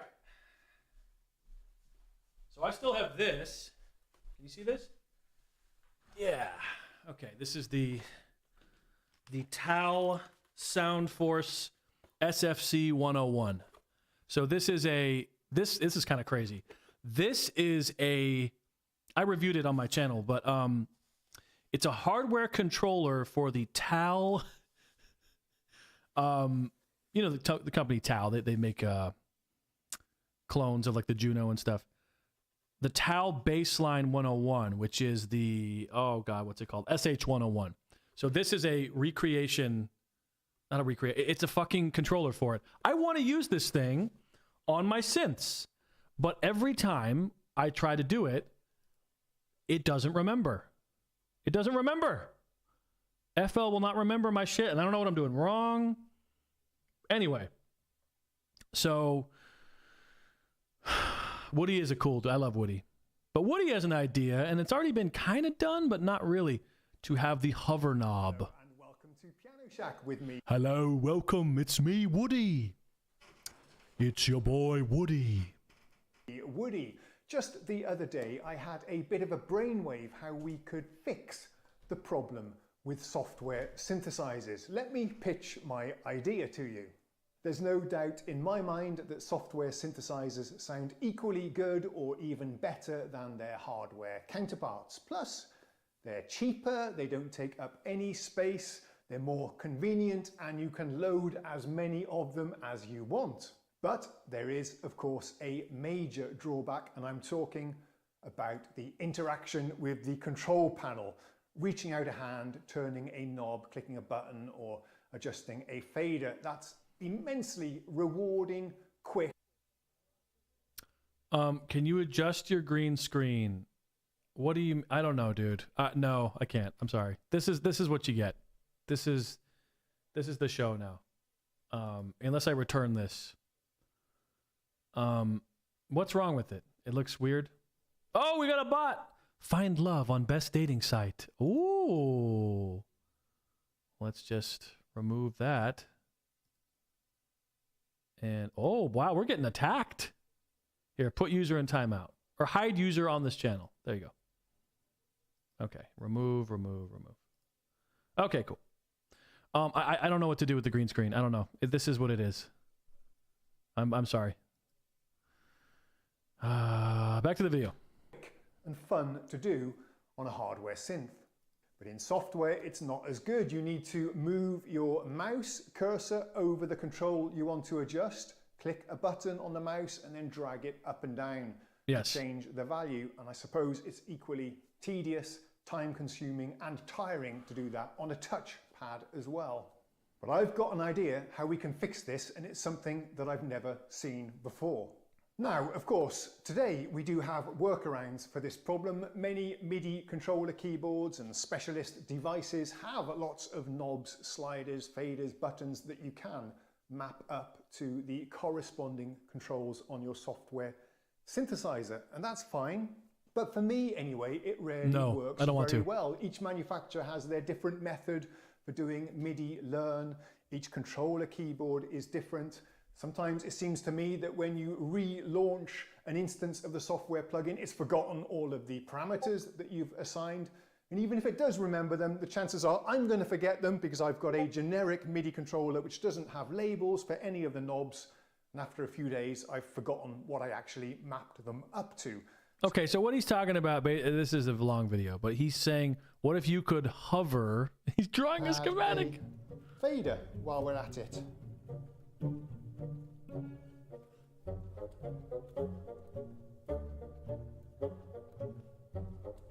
So that's his thing, and somebody made a mock-up of it.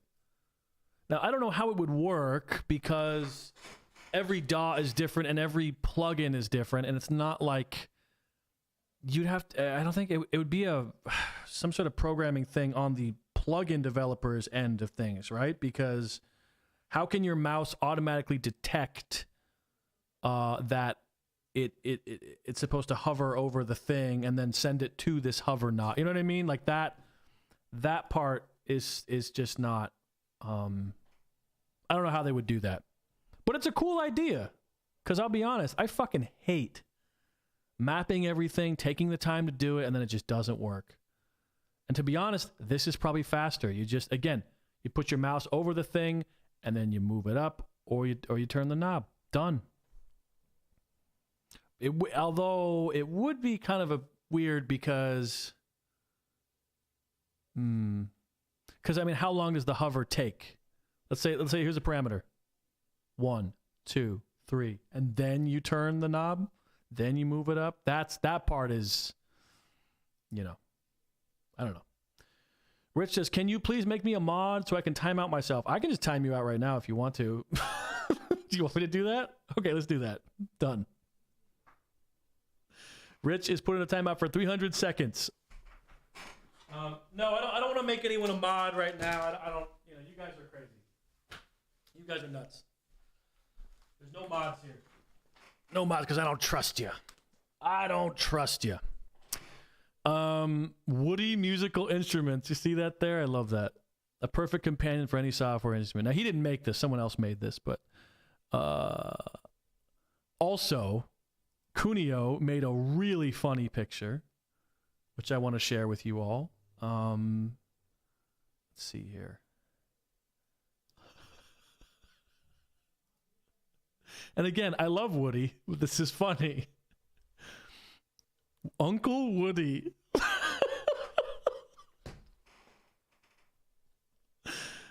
Large size. Uncle Woody's pancake mix.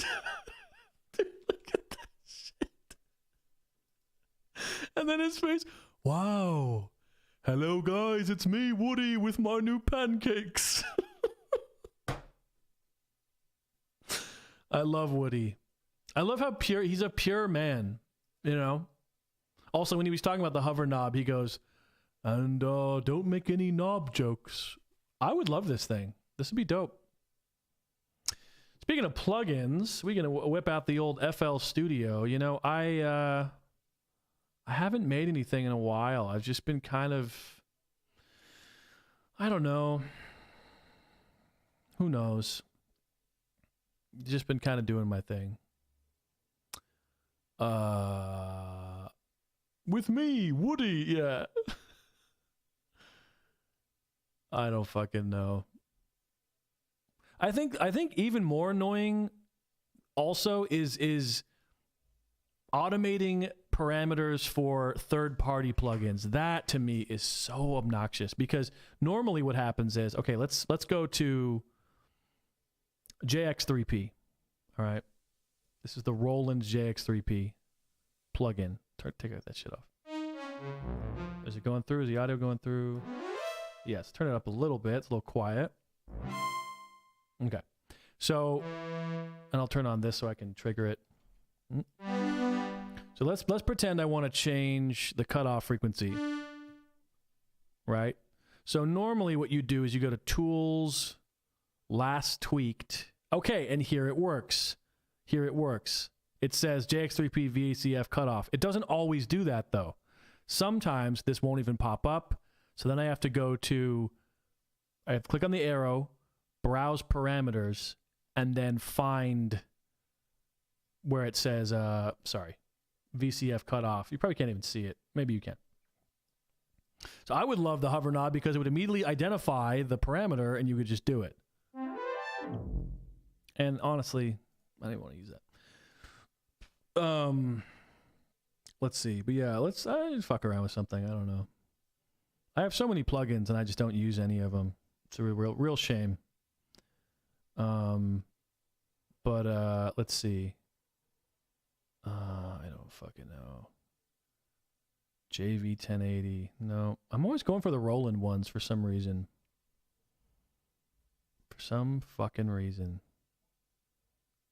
Remember the Tal J8? That was a fun one. That's the Jupiter 8 one. Yeah, let's fuck with this. Solo Mitch. Wow, what's up, dude? Long time no see, yeah. You know why? Because I've only been on Twitch for the most part. How are you doing, man? How are things in your neck of the woods?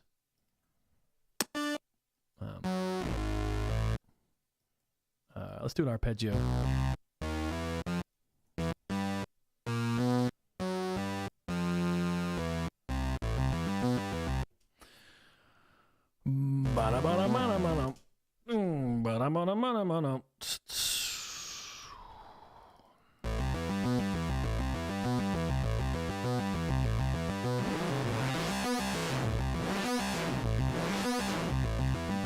So let's see if that'll work. Tools, last tweaked. Okay, it did. Create automation clip.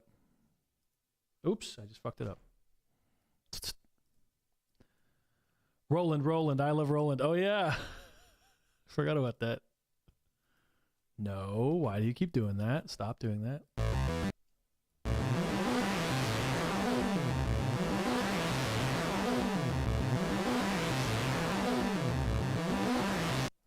Sounds terrible, doesn't it? It sounds really bad.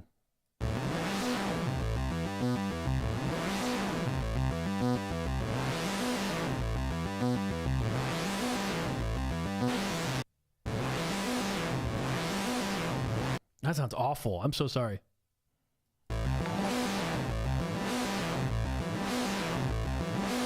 Whoa, Synthpunk with a $10 donation.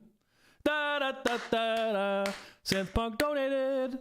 Da da da da da. Thank you, dude. That was really unnecessary of you, but thank you. You did not need to do that. Wow. I appreciate that. Holy shit.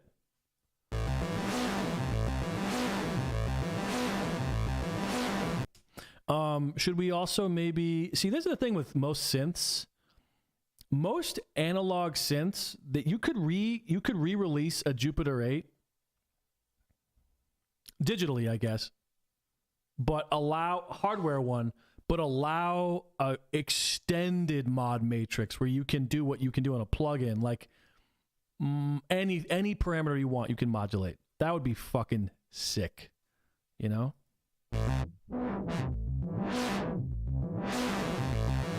Let's detune the oscillators or something. I don't know. Where is it? I also want them to be at the same pitch.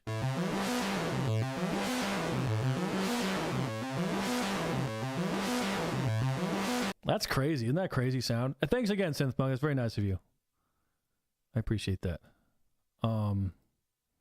Last tweaked. Okay, so it seems to be working now, but it won't always work. You know? Like, and Roland has this problem on, like, the System 8. There's a very few things that you can... There's a few things that you can modulate.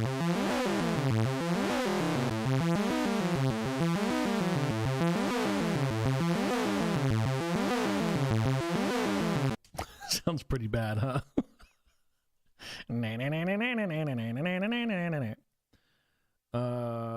But yeah, man, we're just dicking around. It's a Saturday. Full-size keys. I would buy it. Yeah. I don't know. Roland is not going to be leading the new revolution of anything. You know what I mean? They're just not. It's just not. They can't do it anymore. What?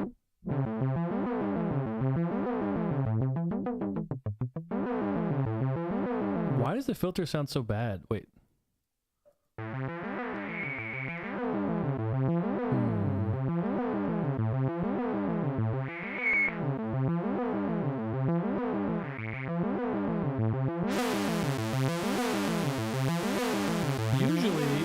The cutoff all the way down, the envelope all the way up, it sounds full, but this one does not.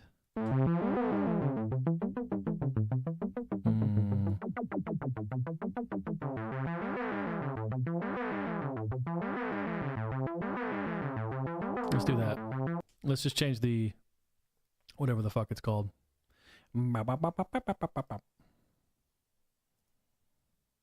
Let's go like that, maybe.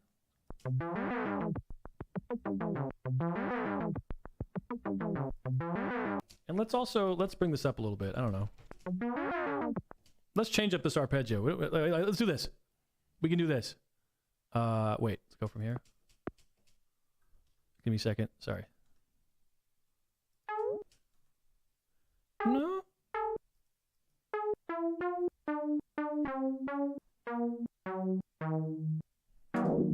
You can spell out a chord and then an FL. You can arpeggiate it.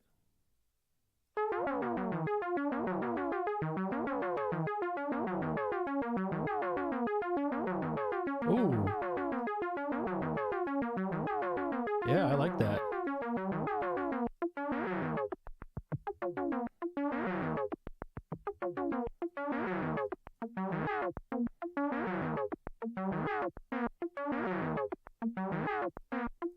Is it really quiet for you guys? Or kind of quiet?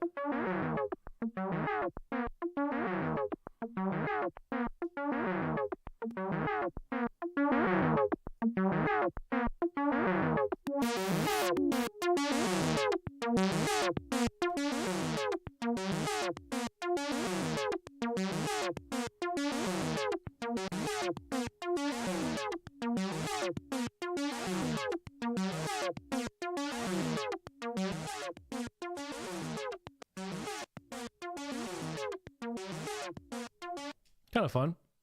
I'm just fucking around. Venus Theory has an arrow of pubes on his chest. Damn.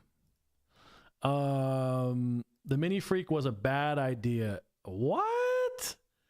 Why? Why do you say that? I like the Mini Freak. Rich says, "Is this thing on?" Now it is. Now you're back. I mean, you asked me. Can I time myself out? I think the Mini Freak is great. Why don't you like it? Why don't you like it? Like it.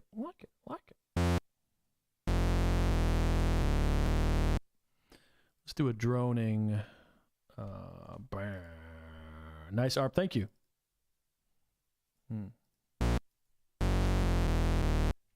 Nope. Let's play it. No.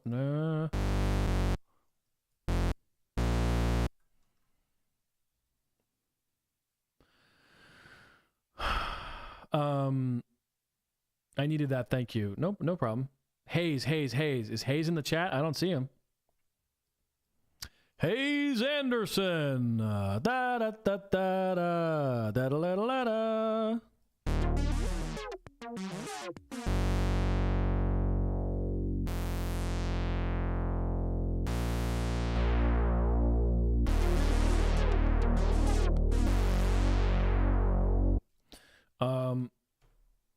I'm sorry. I just spaced out there for a second. I wouldn't buy the Mini Freak because it would fall through my keyboard stand. That's true. You said that a couple times, and I do agree that is a problem. It would definitely be a desktop synth for me. It wouldn't, I'm not going to play it like a real... And that's why I want a module.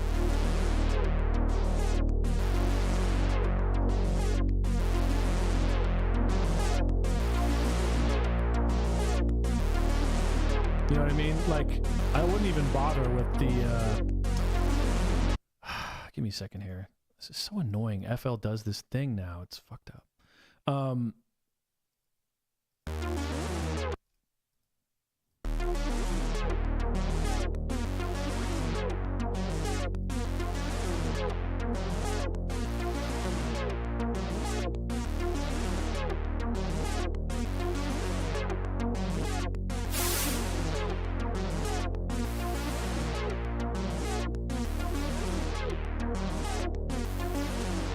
Okay, so we got this little loop going, and I could maybe mess with the... We could modulate this too. Let's bring in the noise in like that. That'd be cool. Last tweaked. Okay, so it seems to be working. Right when I say it's so hard to do that, it works to make me look like a dumbass. No, I want it to be like a side chain effect, like that kind of. Yeah. Let's try this. Whoa, wait a minute. What's going on here? Ah, I see. So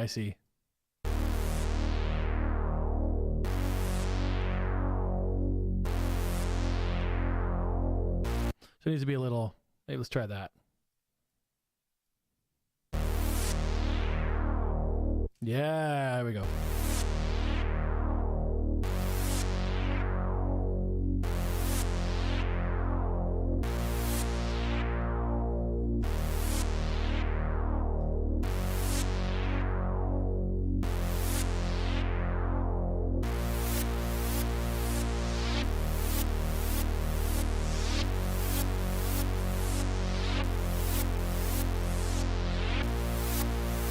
That's cool, huh?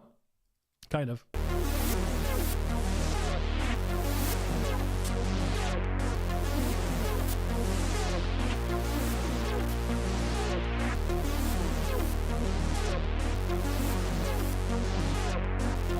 We could also arpeggiate this too. Oh, there's an arpeggiator built into okay, let's do that. Let's do on off.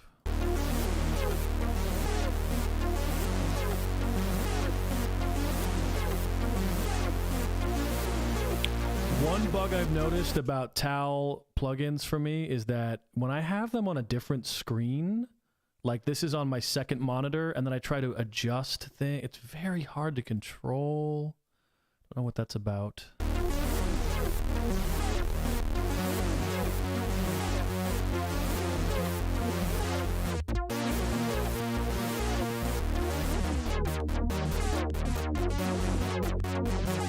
This is terrible. Sorry.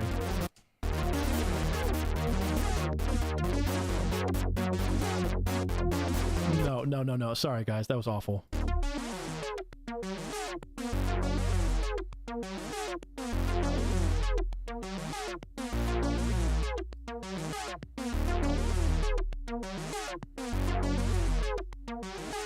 Let's do another TAL synth. Let's do the TAL Baseline 101 as a lead. Love this fucking thing. And I would use that, but I actually don't have the cable for it anyway, so whatever. Let's go to a init patch. Did I make one? You digging it? Okay, cool. This is fun. I haven't just fucked around with synths in a while, you know? I should do that. Init. There we go. I like this for the filter FM stuff you can do. Let's turn this down. Let's do this. Envelope mod all the way up. Full range envelope.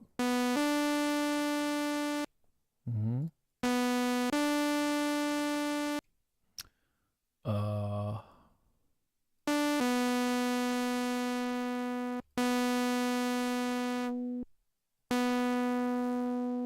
No, let's do this. Sorry. Wait.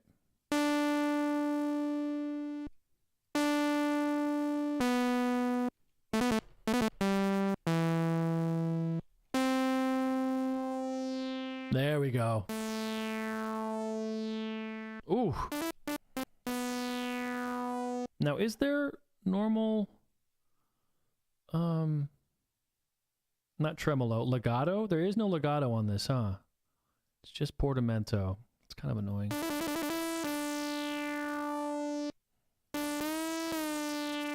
That can't be right. There has to be legato on this.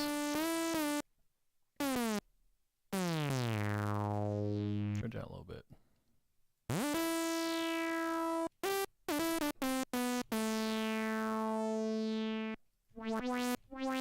Ooh. It's like a duck now.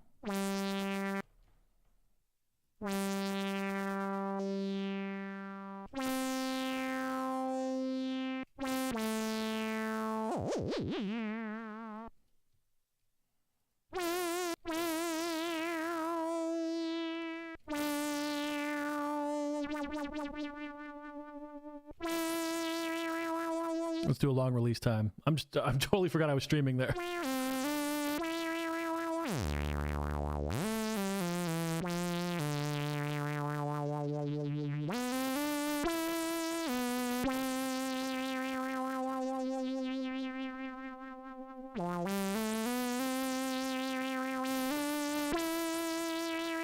Okay, so we got on here. We got.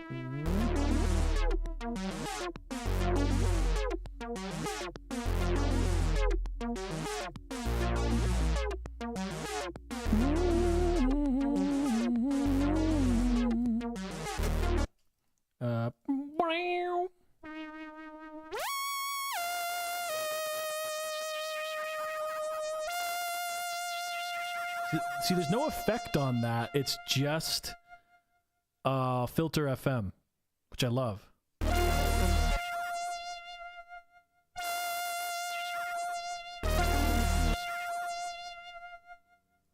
Wow, wow, wow, wow, wow, wow.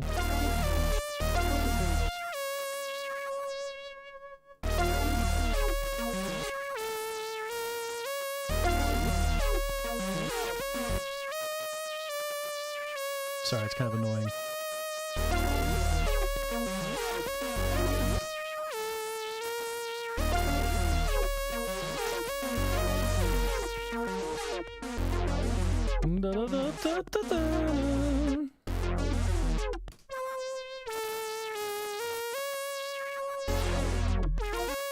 No.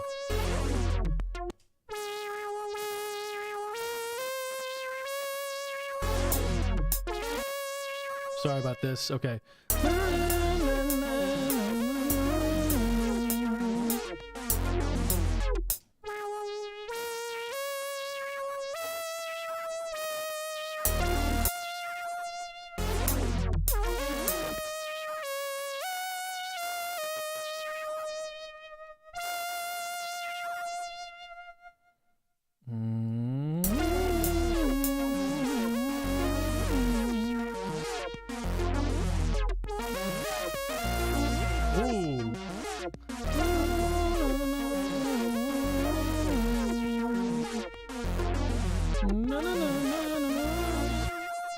Let's change that second part. Shalom Mitch says, this is nice sound. Wow, this is sounding nice. Kiko still got it. Oh, yes. Oh, yes. I still got it, baby. Thank you. I mean, you know, it's like the old, it's like the old hitman who's retiring. And I'm John Wick. He still got it. The Baba Yaga of making synth music.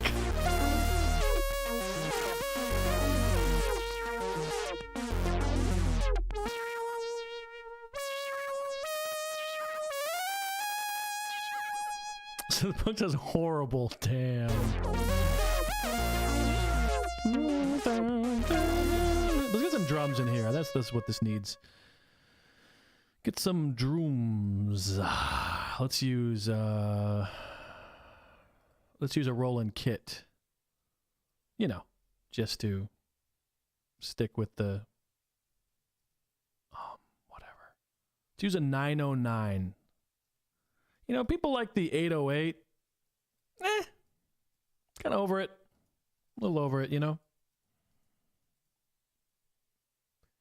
808 more like 80 late.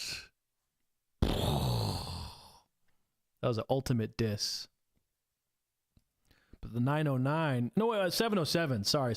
I hate the 909. 707. Let's do.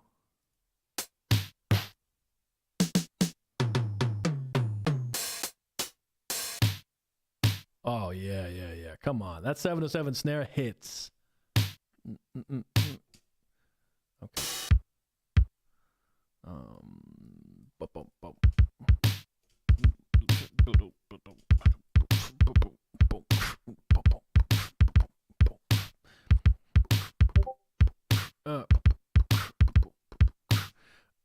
Synthpunk just texted me. I'm sorry, I haven't been reading your messages. I've been streaming. Let's see.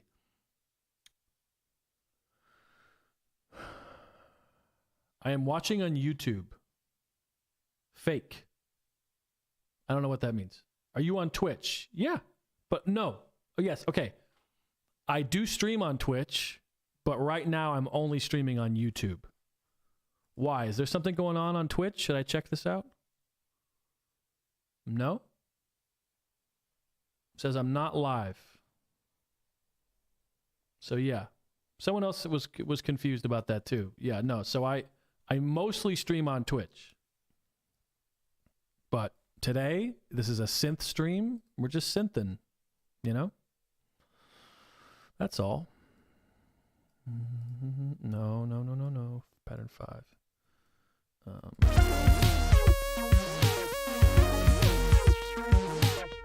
Let's, how about bump, bump, hop, bump.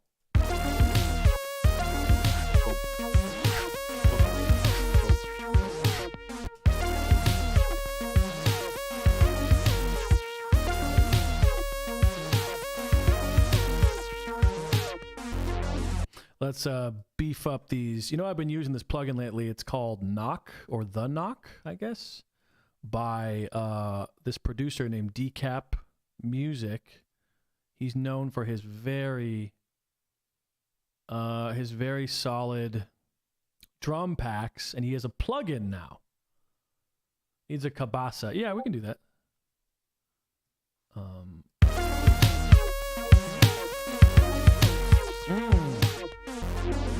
So let me show you real quick. So this was before. Let's just do the drums.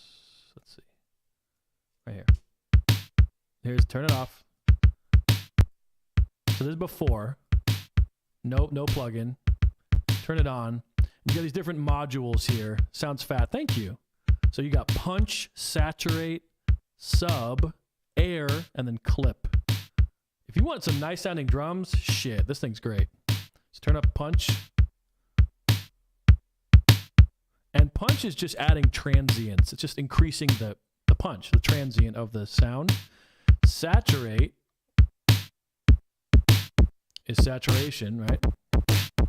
And when you do add saturation, it will kind of lessen the transients. You want to be careful. We're we're pretty much there. Now, sub is a little dangerous because you can add in sub bass. However, you can tune it to different notes, but it can clash with your bass line. Let's...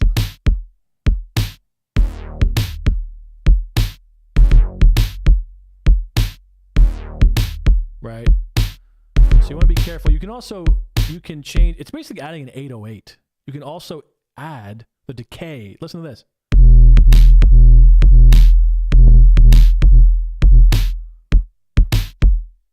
I like to add just a tiny bit to give the kick some thump. And then finally we have air. Now air I'm going to be kind of gentle with because air is adding some high end, I guess.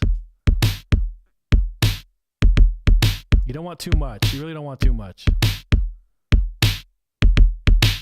And you have two different types. You have vintage and you have clean. I usually go with clean, to be honest. You know, you don't want, not too much. But man, oh, and then finally you have clip. Now clip, I don't fuck with too much, but it's just, it's a soft clipper, I guess. Let's play it again. Yeah. Well, let's just leave it alone. A little bit, maybe. But so, you know, these drums went from, again, you know, from this to this. That's crazy. That's absolutely crazy. Anyway, so let's get this going here. Oops. Forgot about that. Let's add this here. On every section, we're going to add some kielbasa, some rich kielbasa on there.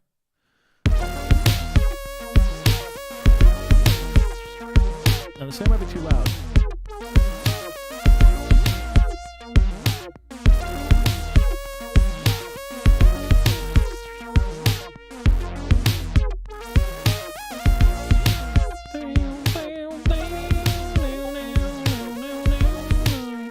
All right, SP, thank you for hanging out. I appreciate it, dude. And thank you, Synth, thank you again for the $10 donation. $10, very nice of you. Yeah, everyone follow Synthpunk. I know you already do, but follow his new channel. He's got a new channel now. You know, what the hell is this? We should call this, I don't know, green or something. But yeah, thanks for stopping by. And honestly, I prefer to do these synth streams on YouTube when I do them because on Twitch, they don't really care as much. You know, it's kind of like Twitch, they just want you to play video games, basically, which is fine. Or hang out or listen to music, which I love doing. But, you know, this is kind of more niche. Very, very niche. And I also like doing it on YouTube because it saves as its own thing, you know? Synthpunk says, check this out when you get a chance. All right. It's all Spectrasonics. Cool. We'll check it out in a little bit here.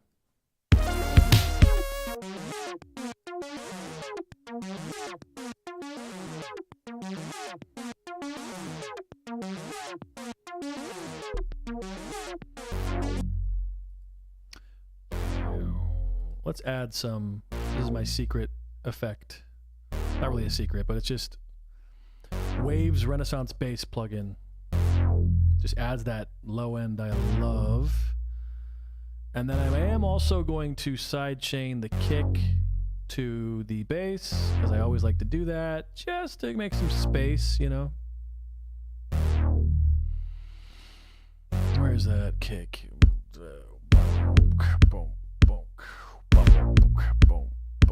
Hey, oh, hey. And you'll see what it's doing. It's ducking down that frequency. Let's isolate it.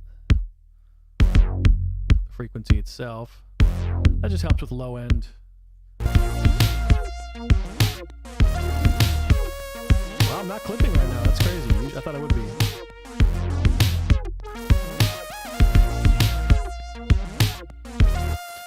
We can add in, oh, let's do the kielbasa for Rich. Is it in the SP? Is it in the 707? Oh, it is not. Unless maybe it's in here. Cowbell. No Kabasa. Maybe it's in another kit. Wow. Okay. We can get it from another thing. Maybe 909. No. 808? 808 would have it.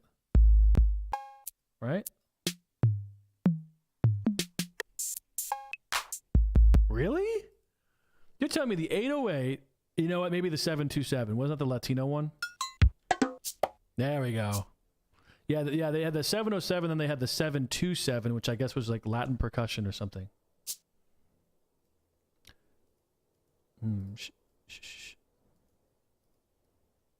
We'll have it come in later.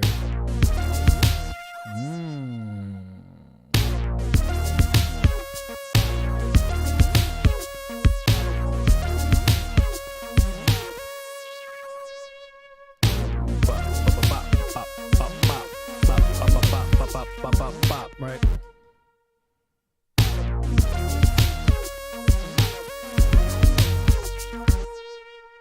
Oh, sorry.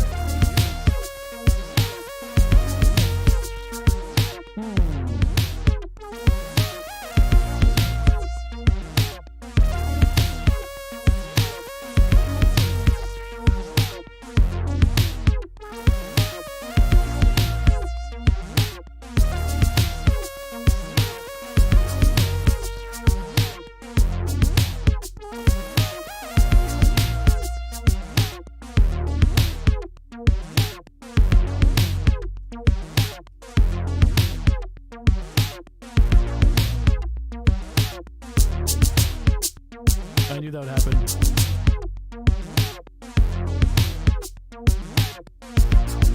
See, I don't want to put the shaker on the drum bus because... Oh, Jesus. Because then it would be all distorted and loud. So I just keep it on its own thing.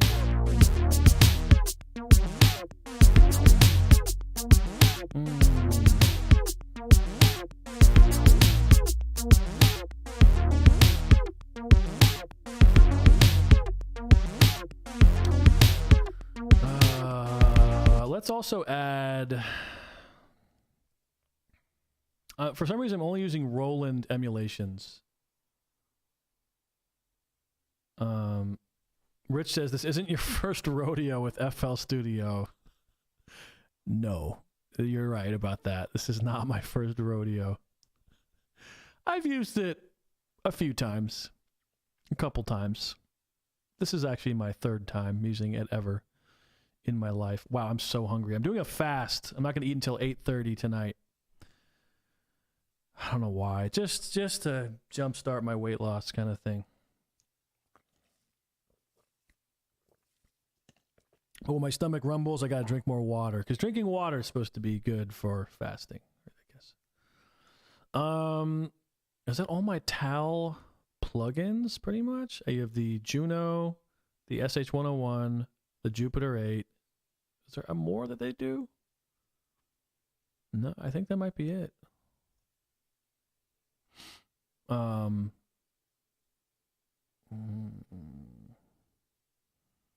Now there's the Mercury 4. I gotta be honest, I don't love Cherry Audio so much. Like, I think they sound pretty good, you know? Oh, what? To use the Mercury 4, log into the server? Fuck you. What the fuck is this? It's prompting me a login thing. Okay, it worked, I guess. That was weird. I don't know. So you can do this focus, I guess, where you... Yeah, this is... I wish they just made it smaller. Or if they just made it more compact, because this is a lot. This is a lot of shit. And I don't want to have to do this all the time. But I could just be picky, whatever. This is okay, I guess. I don't know. Now, oh, you know what? They're also going to create...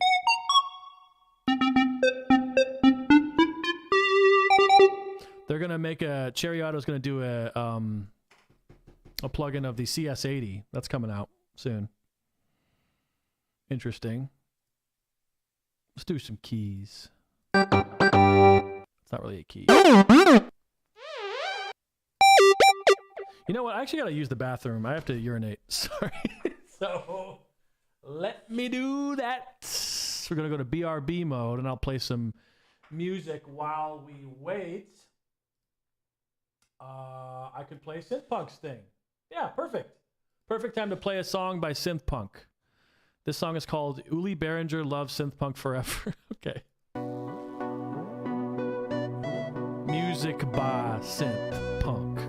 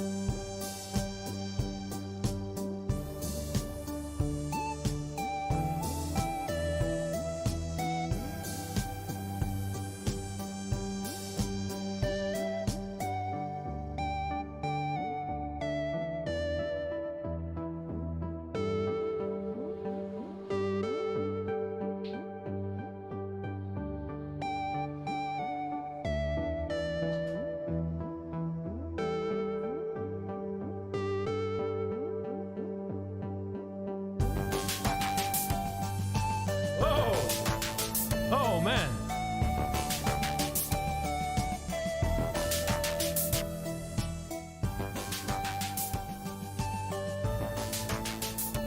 Hey.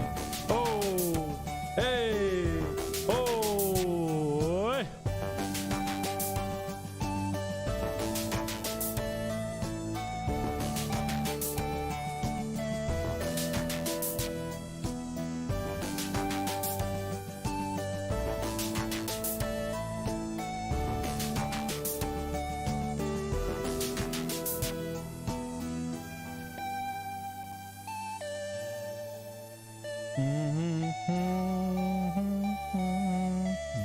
This is a very nice song by Mr. Synth Punk.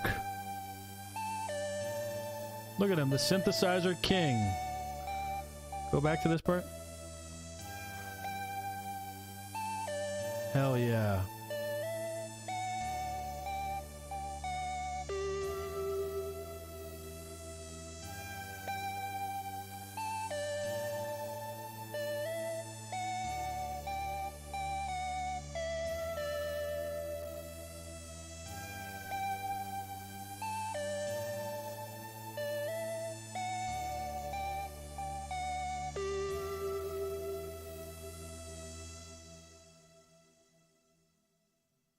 That song is like, God forbid if anything happened to Synth Punk at the funeral, they would play this. It's very somber, you know? I like it though. It's a good song. I like songs with a strong melody. I'll tell you something I don't like. This plugin. I don't know why. I just don't. It just sounds weird to me. You know? Maybe I'm a hater. See, that's not. And one thing I notice is when I switch presets, kind of cool.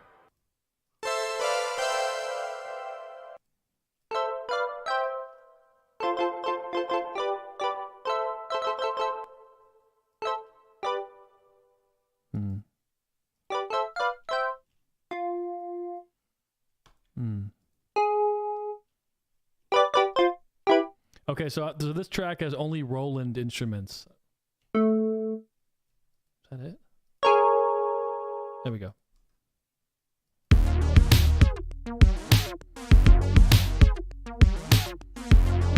Roland inspired instruments.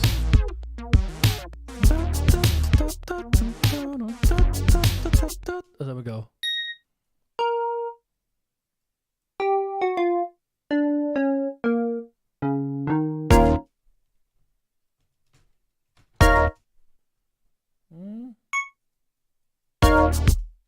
Da da da da da.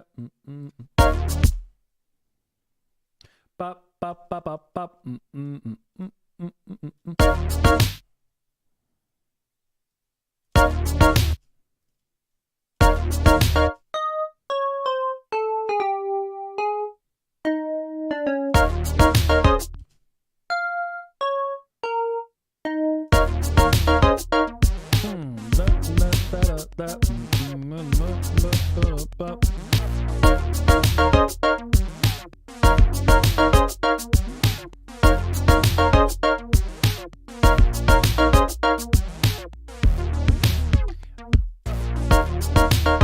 I don't know what's up with this plugin, but like the ensemble effect just sounds cheap to me. You know? Rich has smashed that like button, everybody. Yeah, you can if you want to, but I appreciate that.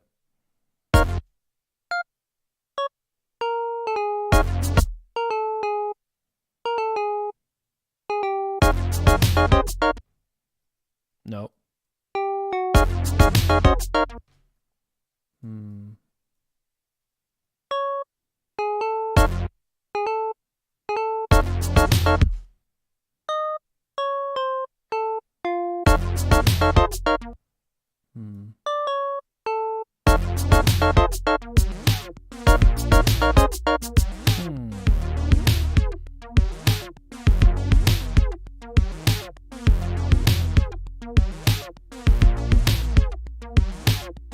This song's very, very kind of basic. Let's do a new same tempo, but let's go a little crazy. Let's go a little nutsy jazz. You feel me? That's a new genre I made called nutsy jazz. Bow, bow, bow, bow, bow, bow, bow, bow, bow.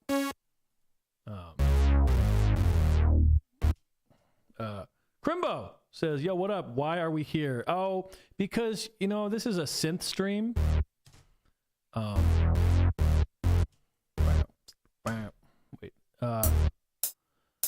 You know, I used to do those streams where I would just talk about synthesizers and all these people came and all this stuff. And I thought I would do one. I haven't done one in a long time. So I just did it here. But, you know, but I'll do this every now and then. Every now and then. I'm mostly on Twitch. Bow, bow, bow. Let's just speed all this up. Bow, bow.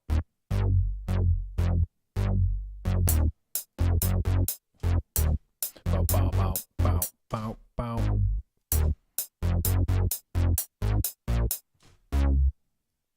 Bow.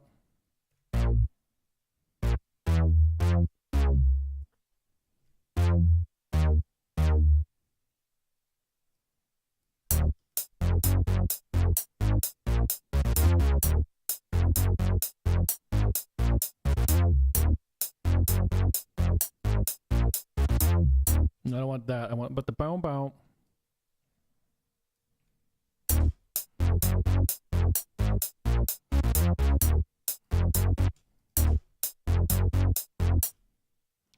Bow, bow, bow, bow, bow, bow.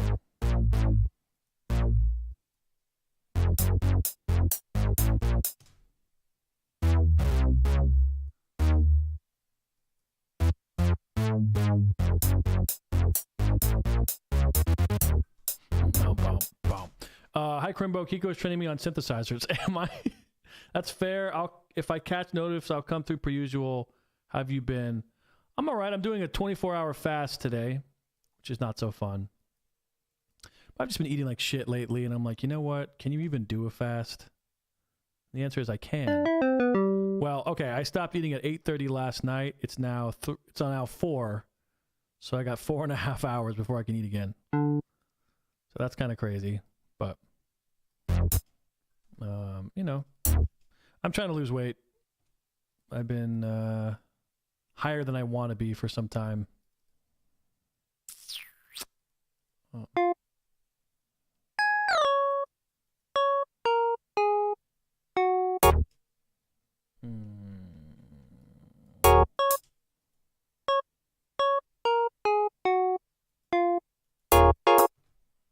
Mm-hmm.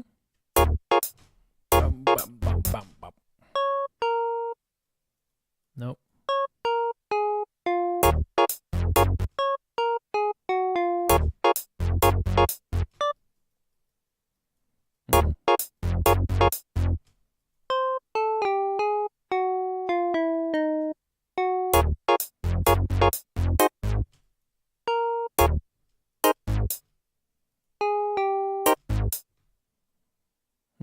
That's not right. That's not the right chord, but I kind of like it.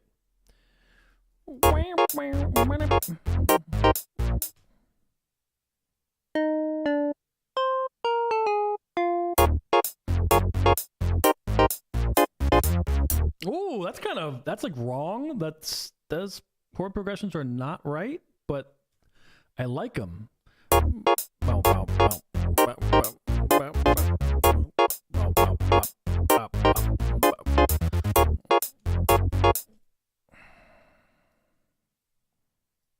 Let's see. Let's do.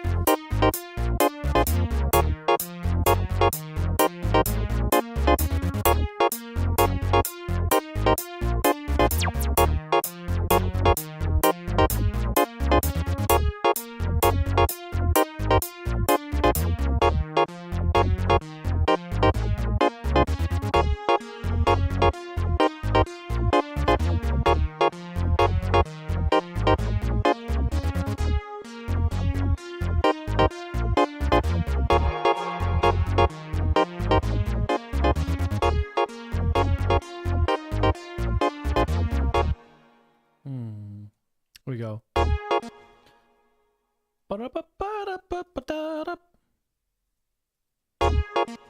Stop. Here we go. No, wrong one. Here we go.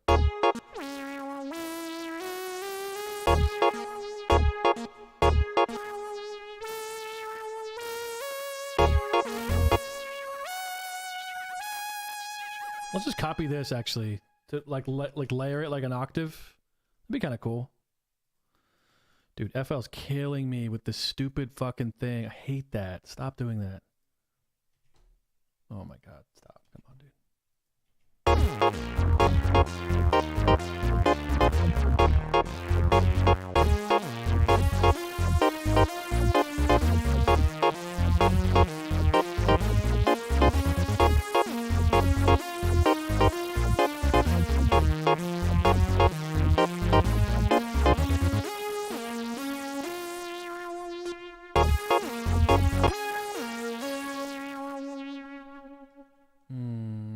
Wrong one, sorry.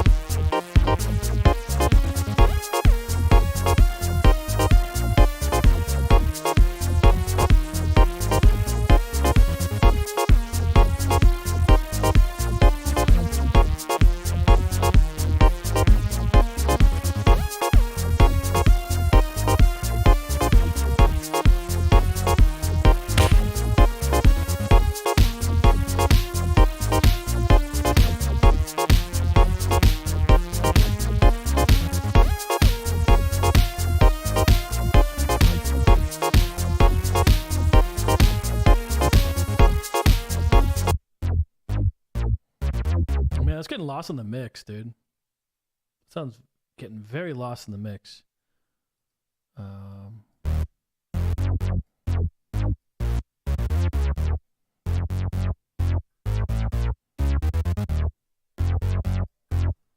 know what I could do? I could put that same knock plugin on the bass and just adjust the transients. See what I mean?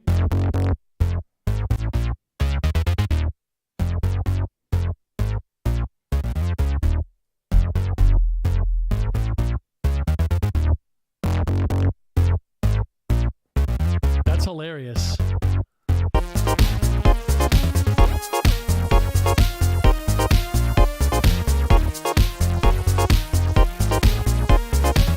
Rich Kabasa says that Kielbasa sounds sweet. Can you put a delay on it? Yeah.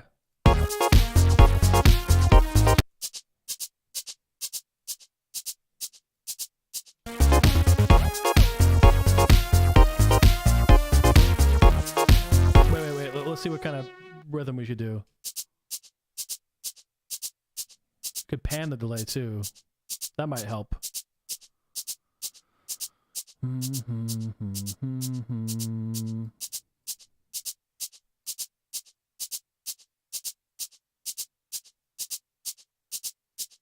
Yeah, something like that maybe.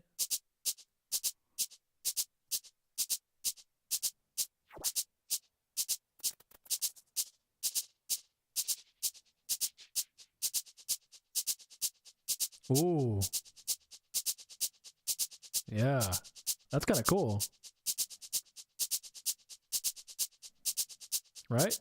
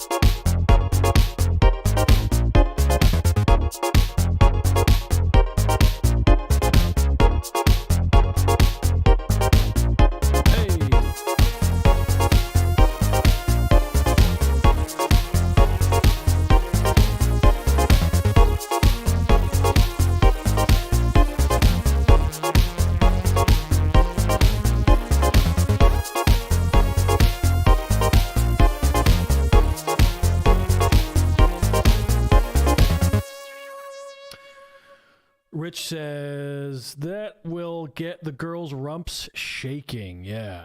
Boom, boom, boom, boom, boom, boom. We could also go a step further. Well, this would be crazy. We could sidechain the kick. Wait, let me check. We could sidechain the kick to the synth bus. Sidechain this track. Where's the bass connected to? Yeah.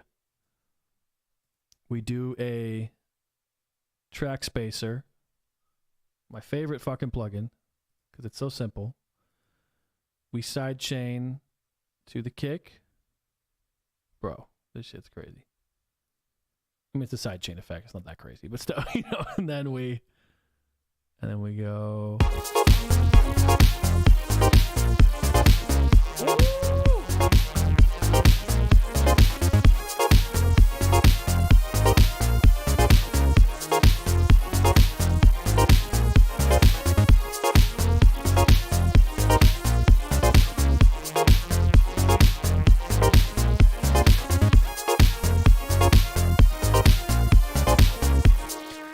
Let's add some like weird shit in there, like some. Well,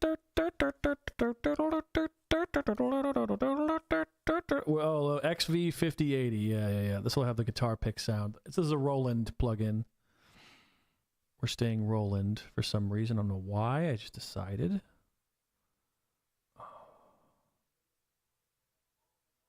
Jazz guitar. I want guitar pick. There's this one guitar pick sound which sounds very corny but good. I like it. You know? It's none of these. It's a very...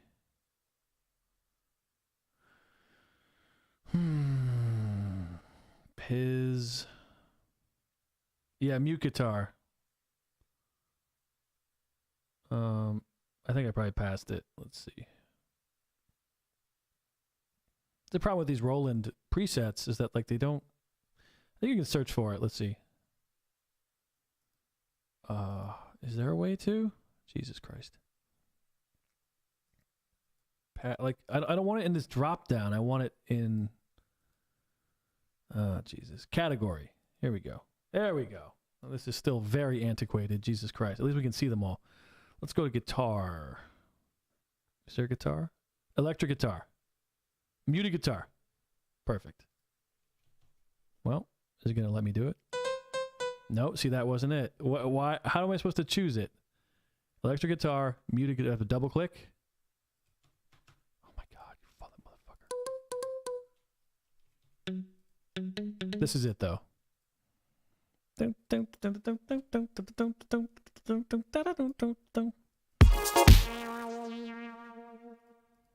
Oh my God.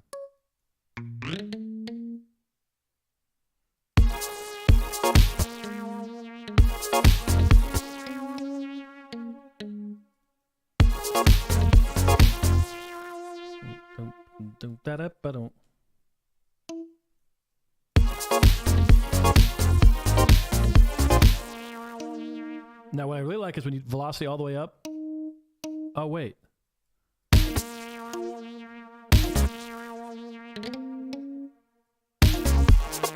Oh, that's not it. No, there's another one. I'm sorry. Category, go back. Switch on mute. This might be it. Try this. Jesus Christ. Give me a second. Give me a second.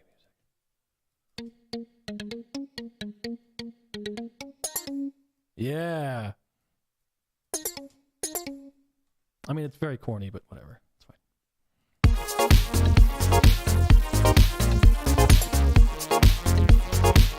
Also, it's supposed to go. It's supposed to go bottom, but it doesn't do that. Category. Let me double check. Velo wa. No, it's definitely this one. But maybe I can. Let's take off the effects. Or the chorus, whatever. Reverb. Take our reverb. And chorus. Keep it back on. Let's go to option or something. Edit. I want it to be a monophonic.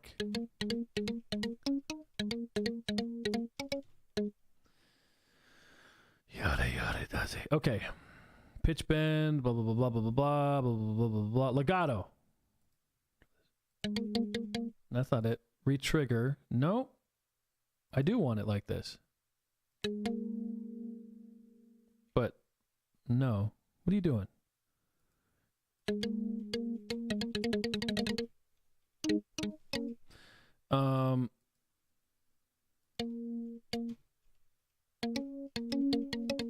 No, you can. You can actually make it portamento.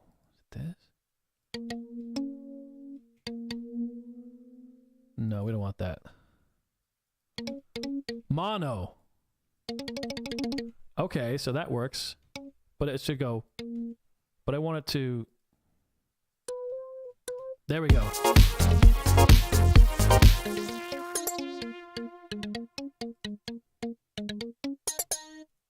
I want to go. Check it out. Yeah. I mean, it doesn't sound realistic, but it's like kind of funny. I don't know. So we got.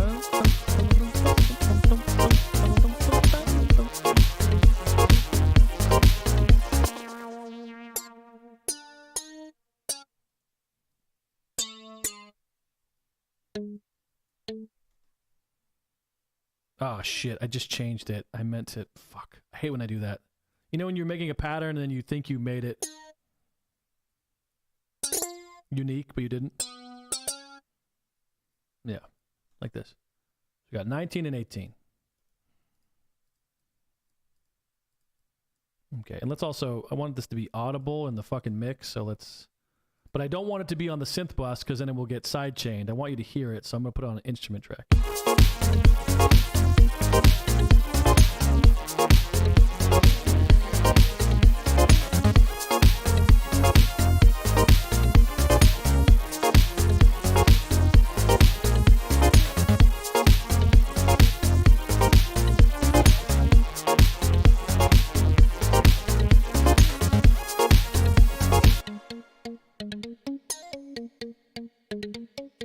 Let's, you know what we're gonna do? We're gonna copy this. This is so ghetto.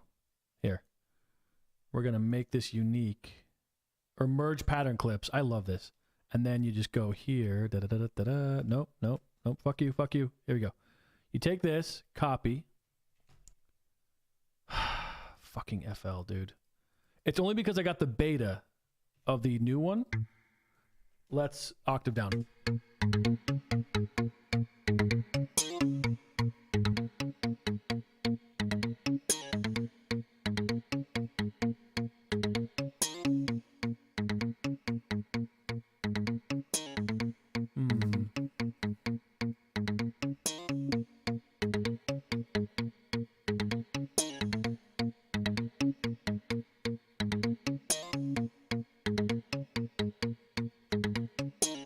The beta has this feature where it like automatically closes all of your things, all of your channels. Like watch, if I switch, look at that. This. Why do I want it? Why? No. Fuck you. Crazy. I don't know why it does that. Let's also try to detune this.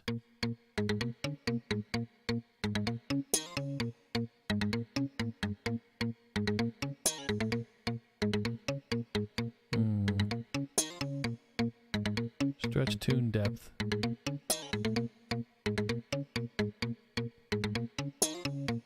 Just a little bit. Bada boom, boom, boom, boom, boom. Welcome, Torben Anschow. Long time no see. Yes, we are still live. Live 105. Let's hear it now. Oops. We were covering. How long have we been streaming for? Does it say? Doesn't say. Stream settings. Analytics. No. What's how long have we been streaming? Oh, for like 2 hours. Ish. Yeah. A little over 2 hours. Now I'm just making the track. Okay, so let's please stop.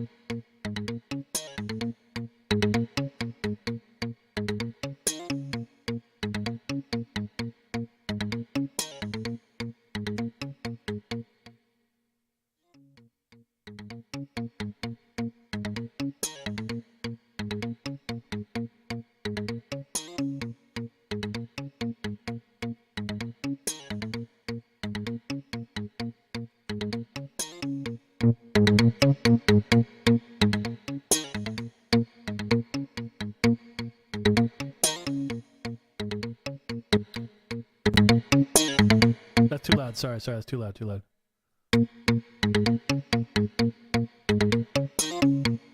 Much better. Synth punk left.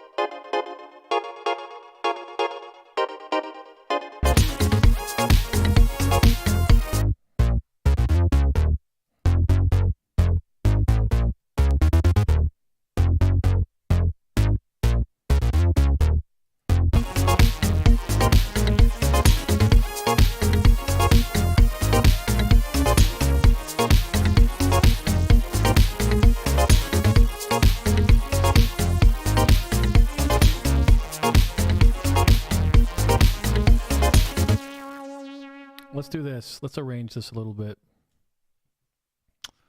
Get rid of the kick here.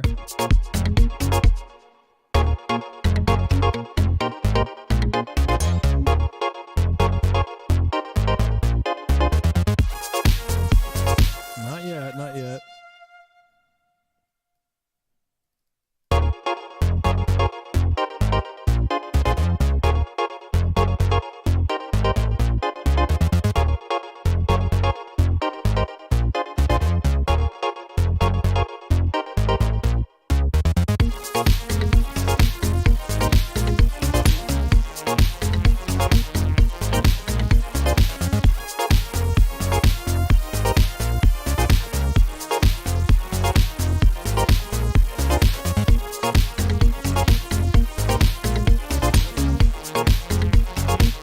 Welcome, Mr. Destructive, who says, "Why are you always streaming at midnight when I want to sleep?" I'm sorry.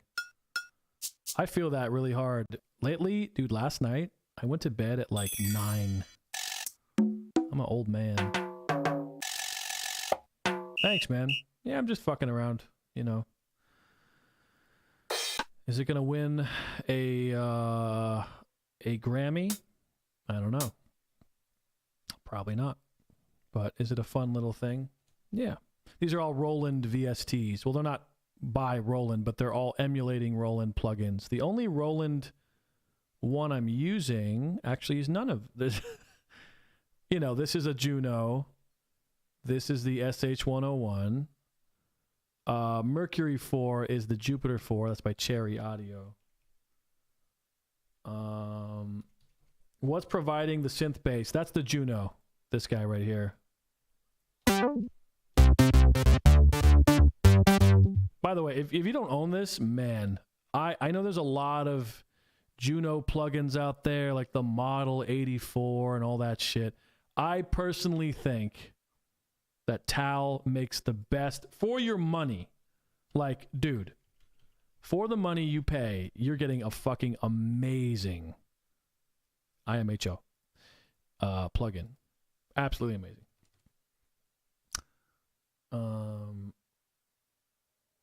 Plagiarism. Type Home Depot theme song into YouTube. They stole this song.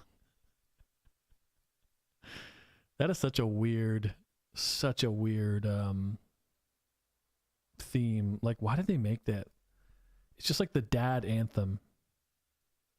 But here I want to add the hi-hats. Did I add it already? Ooh, it's gonna sound terrible, but that's okay. Let me just do like. Let me want.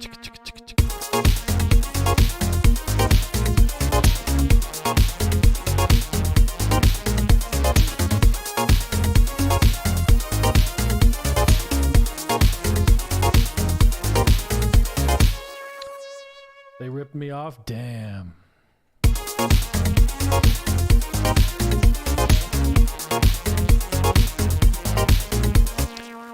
I had have the Arturia V collection and the Juno is in it, oh yeah, then you're fine. That's what I was gonna, like, my friend asked me, what's a synth plugin I can buy that like does everything? And I was gonna tell him Omnisphere, but then I'm like, no, just get the Arturia, you know, the collection. Just get the collection and you'll be fine. Because there's so much shit. What's it? You know what? Let's look at this.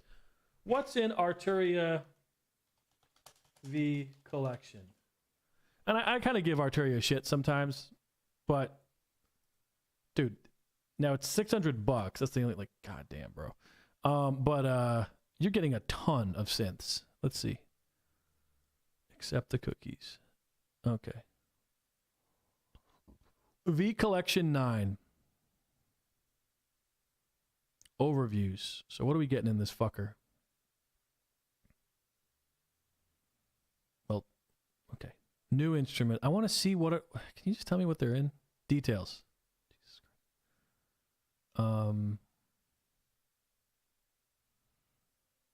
Analog synths. Okay.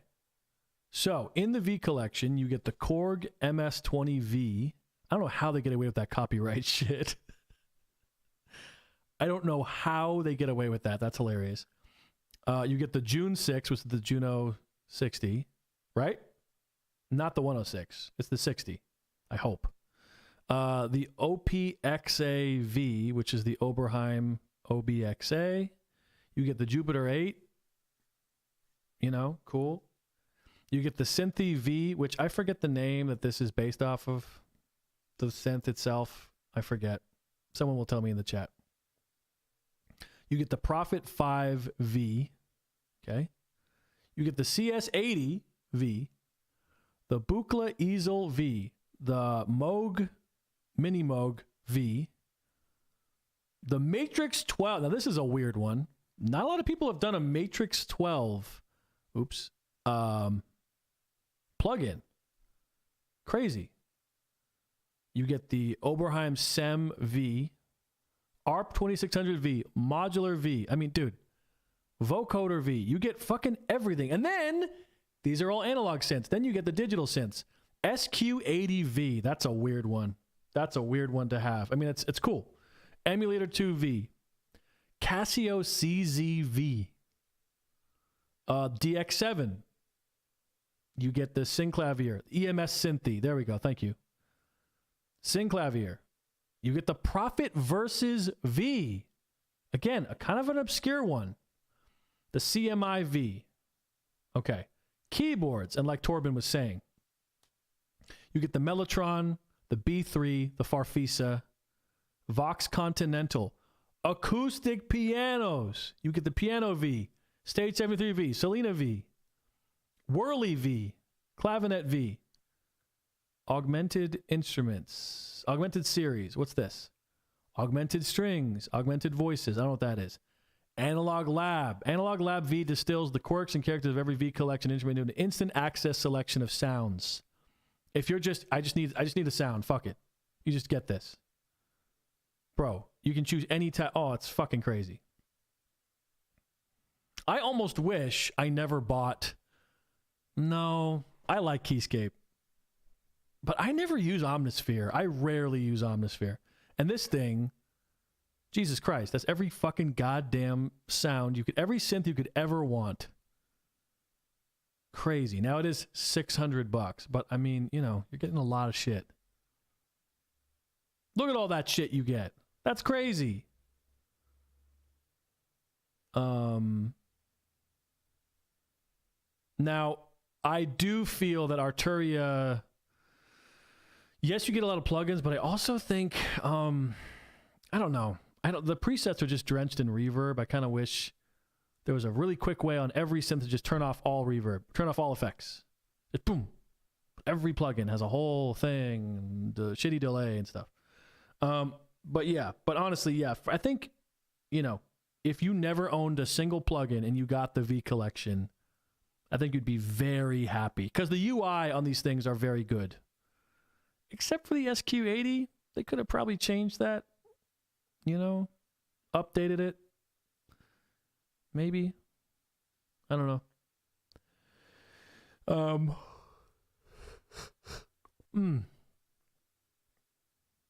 Yeah. Sorry, I'm really tired. Analog Lab is great for live, says Torben. Instantly have layers and splits with several synths without a DAW. Oh, okay. Then sometimes they have lower prices for pandemics. You mean... Okay. Actually, the presets don't have reverb. Dude, every fucking Arturia plugin I have, there's presets with tons and tons of reverb and delay. Drenched. Trust me, they do.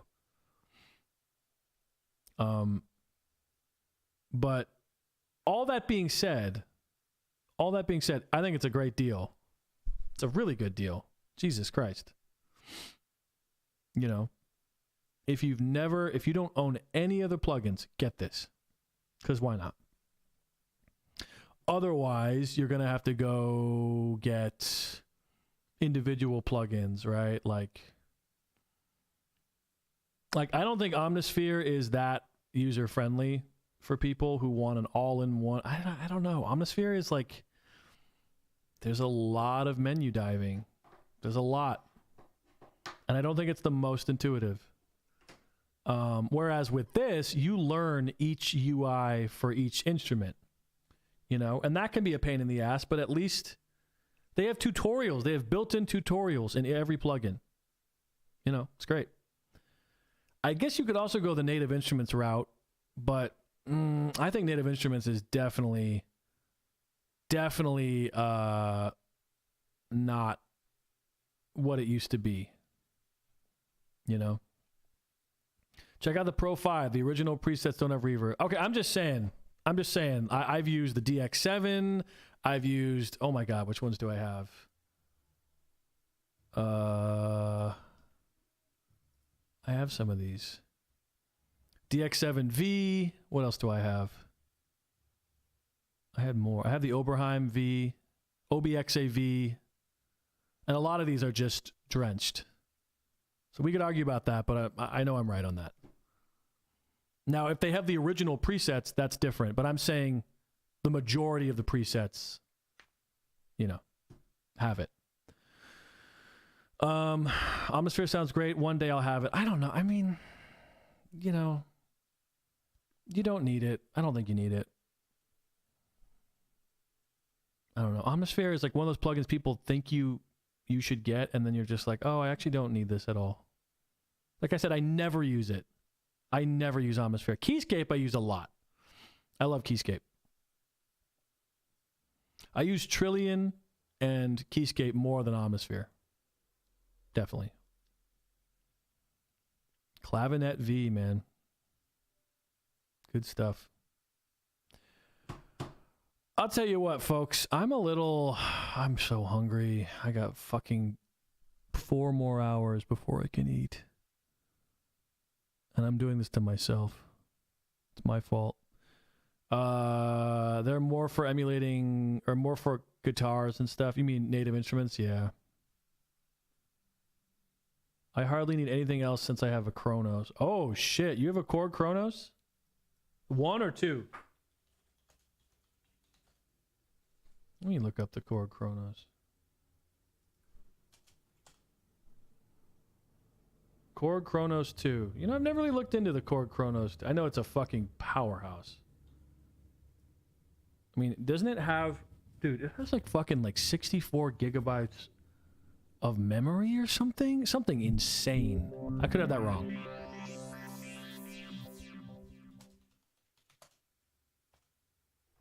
Specs.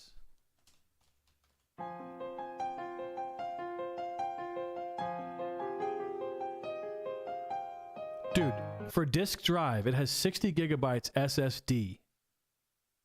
For the Korg Kronos. You know what Yamaha Montage has? Like fucking, it has some shit like 2 gigs of flash memory. What the fuck? Crazy.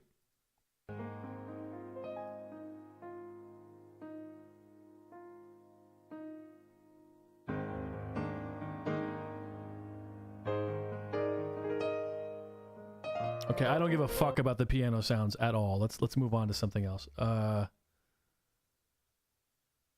Electro Mama. Let's see this.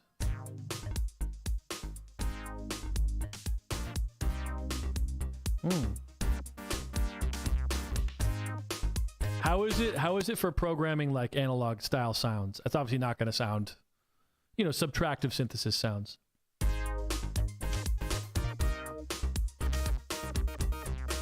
I'm sorry, 9 synthesis engines. Are you shitting me? Holy fuck.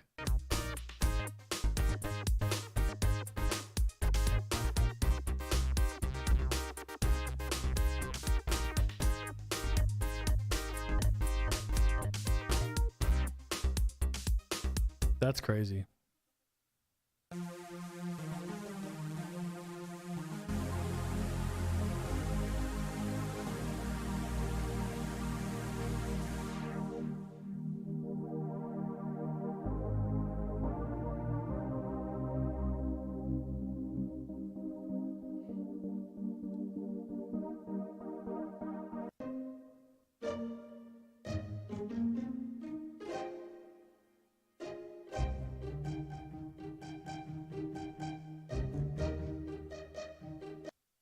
So I'm clicking around.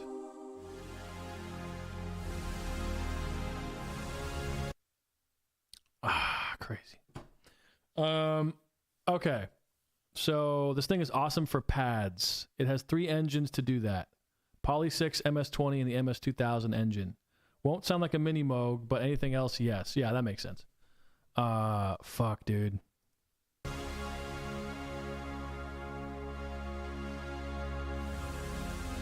Oh, it has the SY-77 in there too? Shit. Well, not, it has the engine similar to it, right? Not the actual, yeah. Because that's Yamaha.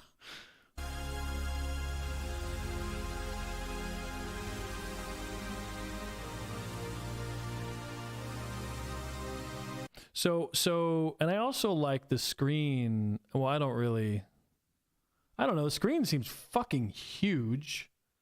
And probably better than the montage screen, if I'm being honest, right? I mean, let's see.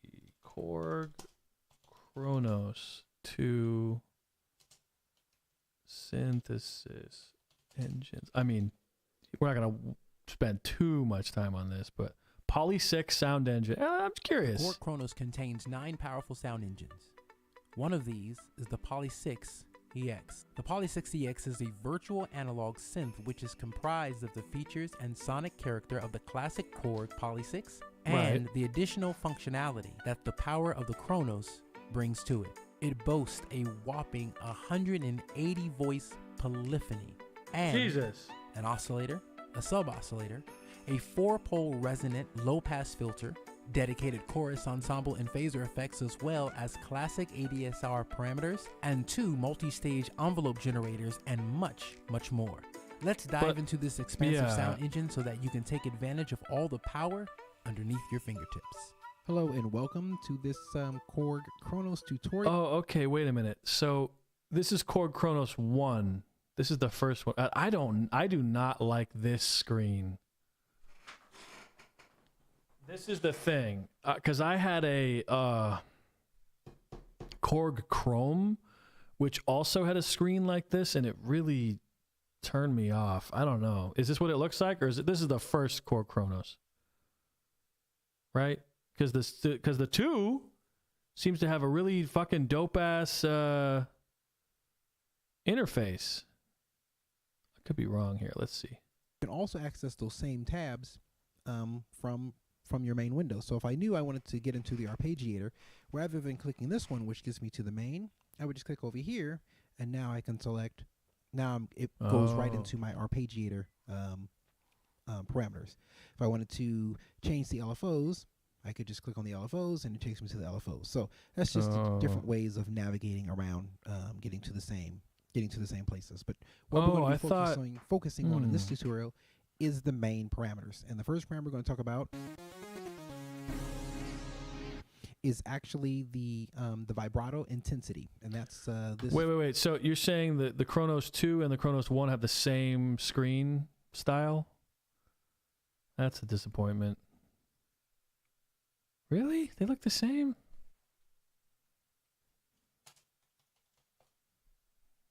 Oh, why it's all caps, sorry. The display interface. Kronos Hack 2. No.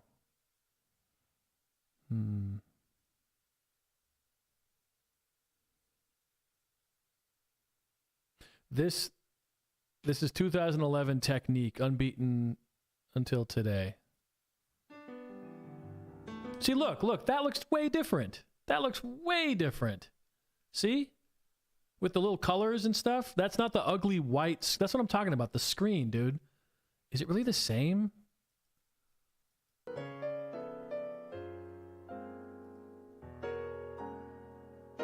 Come on. You're killing me. So one of the cool things about the Kronos is the touch screen that lets you navigate Look at around that. the keyboard really easily. That looks so much better. And right now I'm on set list, which I can get to by Oh, God, it is the same. clicking set list here. And set list is great because it lets you organize your sounds for a gig or whatever you're doing, and you can get to them really quick. So the first preset, it comes with some set list, some items already programmed in Okay, the set list. well, So there's whatever. the Italian piano here. I can go to That's the thing with the Korg Chrome. It really turned me off the screen. And I sound picky or whatever. I'm just saying, like, I don't know. I just didn't like how it looked at all. Yeah, that's okay. I'm sure it's still fucking an amazing synth. sound engine. And if I click on it, it opens that up, and here's where I have all my controls. So I can set the volume, I can pan, I can set the octave for the instrument, and then if I go to some of these other functions, there's even more things. One of the cooler features about the piano sounds on the Kronos is the attention Do you to think they will detail. make a successor to the Kronos anytime soon, or that's just their flagship? They're sticking to it. Because I wonder how much longer Yamaha is going to have the montage. I mean, the Modi X, they've already released the Modi X Plus, which is, the same synth, but it's same workstation, but it's got extra polyphony and something else, I forget. But it's not that much. It was a little sad. We were hoping that the Yamaha AN1X engine would be inside of the new Modi X Plus, because Yamaha trademarked Yamaha AN1. That phrase. They trademarked that phrase, and we were excited. People were excited, thinking, oh, they're gonna do the AN1X successor. But so far, we haven't heard anything about it. Let me look that up. Yamaha AN1. Either a successor or a new module, right?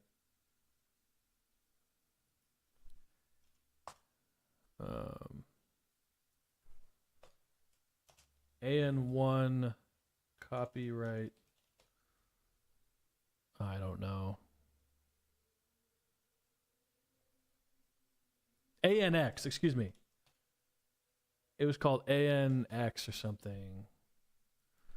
Let me see. Yamaha. Is Yamaha planning this is from June 30th. There we go. Is Yamaha planning a 90s revival with new version of AN1X synth? Company applies to trademark ANX name, but why? Released in 97, an application made by Yamaha indicates that it wants to trademark the AN-X name, suggesting it might have plans to use it for a future product. Of course, it could be anything, but there's inevitably going to be speculation that a new AN1X inspired hardware synth could be in the offing. And then people thought, oh no, they're going to put it on the Mod X Plus, but so far I haven't heard anything about that. So, I don't know.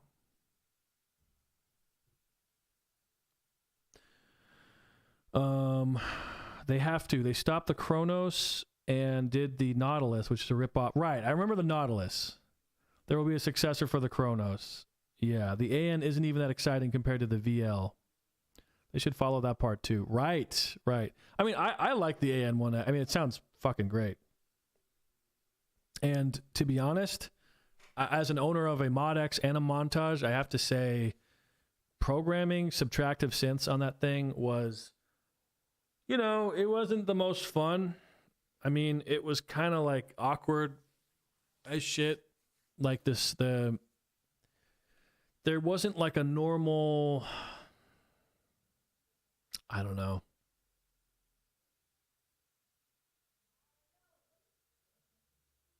Sorry, I just totally blanked out there. It was not the most intuitive or fun. Yeah, the Mod X only has more power, right? Just more polyphony, more bullshit. I don't know. I think Yamaha could release a like, you remember the Reface CS? That thing sounds killer. If they just did a virtual analog synth. I mean, come on, this thing sounds fucking great. So yeah, the chorus works fine for it. Let's try and introduce a little modulation to make it more interesting.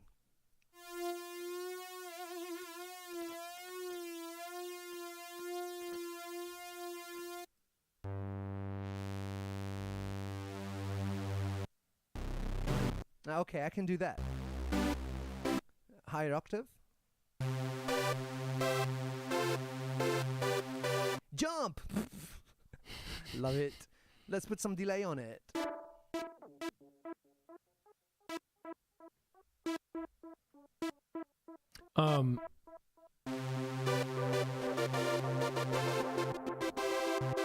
They should just do a fucking thing. You know?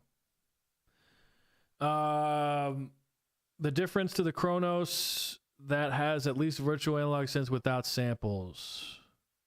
The Yamaha is lacking a synth engine other than FM. Yes, that's the point. That's why I'm saying it'd be cool if it was a DSP engine inside of the Montage or Mod X.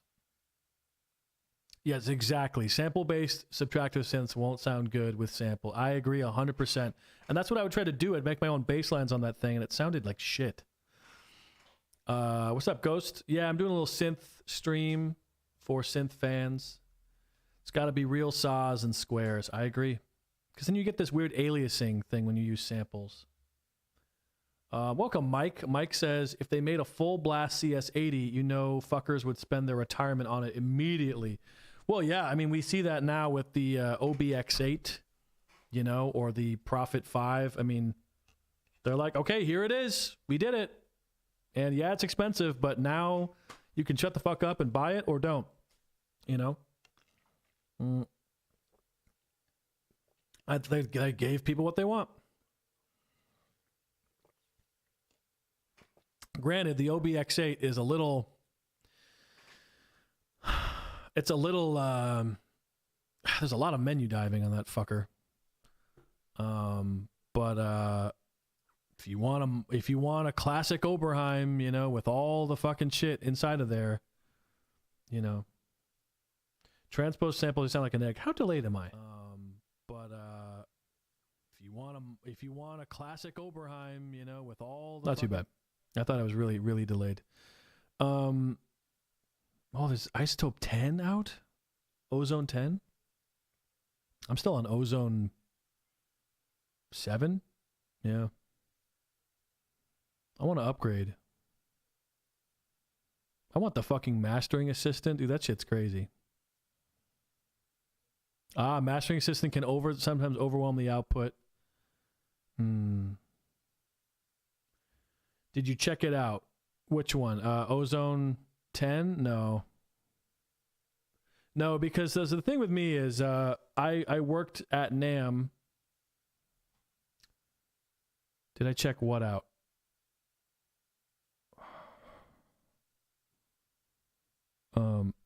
Ghost says, how many Ozones are they going to make? Well, so Ozone is a mastering plugin. And this is the 10th version.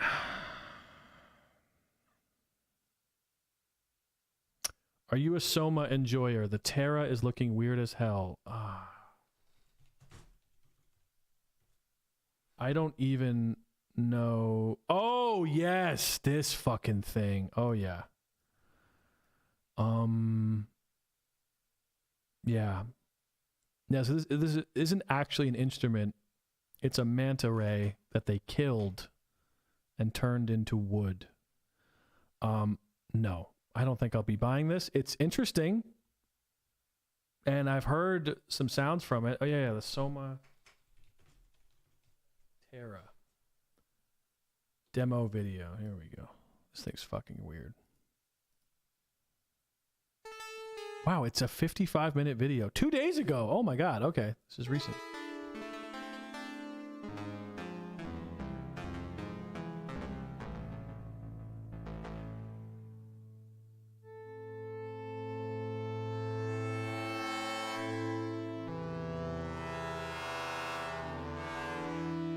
Ghost says, I think I have Ozone 8. I don't use it at all, though. Yeah, I use Ozone every time I master. That's what it is. It's a mastering plugin. So when you're done with the mix, you use that, and then you use a limiter, and you're good. That's what it's for. And some people have their own mastering chains. They don't like to use it. I just use Ozone because I know how it works. It's simple, gets the job done. Fuck it. I know Ozone from Sonic State. Oh no, it's a great plugin. I mean, dude, I'll show you right now. Ozone's fucking amazing. Let's pretend that we're done with this mix.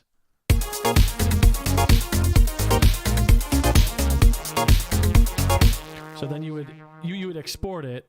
You want to export the audio, but then you go to Isotope, Ozone. And yes, I worked at NAMM and I got a free copy from Isotope themselves. Because at the time, I was representing FL Studio. I was doing demos for them. But yeah, so then you get this. So this is what Ozone, I mean, dude, it's great because it has all the modules inside of it. This is the CD preset, I think. I usually start with this and then I tweak it. So if you go to all-purpose mastering, CD master, yeah. And then it comes defaulted with the maximizer. I turn that off. But yeah, so basically...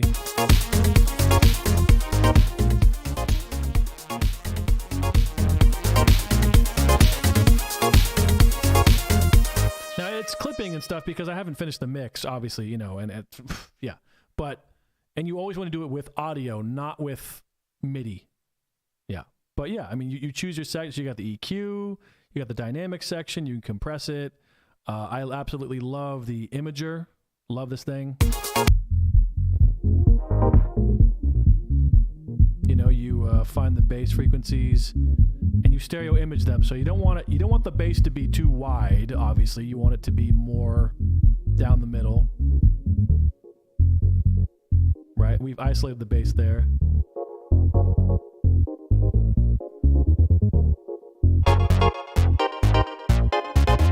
And you want the bass to be centered because that's how it'll sound good on speakers, right? The bass should not be left and right. It should be dead center. You also find the melody or if there were vocals in the song, you would probably also pan these down the middle, not all the way down because that's gonna sound like shit. Actually, not too bad, but about there. But I love it. I love it. I love the feedback. Everything looks great. Then you can use an exciter. This is fun. Yes, mono the bass. Exactly. Mono that bass. Well, here's the thing. My bass tracks are, well, okay. Yes and no, because this Tal Juno-LX does have a chorus effect on it. You know? And it doesn't sound quite, it doesn't hit quite as hard without that effect on it. Sounds pretty good, actually. But this is...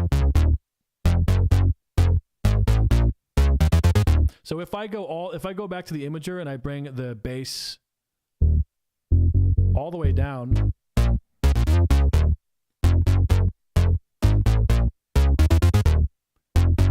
it actually doesn't sound that bad. Huh. Well, fuck me. Sorry. Where am I? Oh, here we go.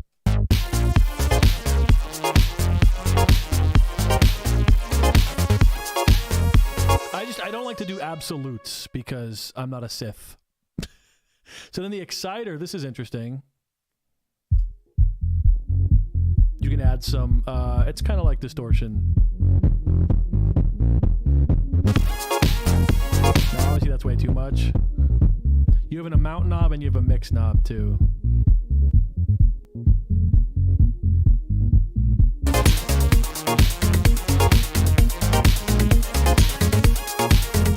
And I like to put it on actually high frequencies to give it that sizzle. We get to this part. That's too much.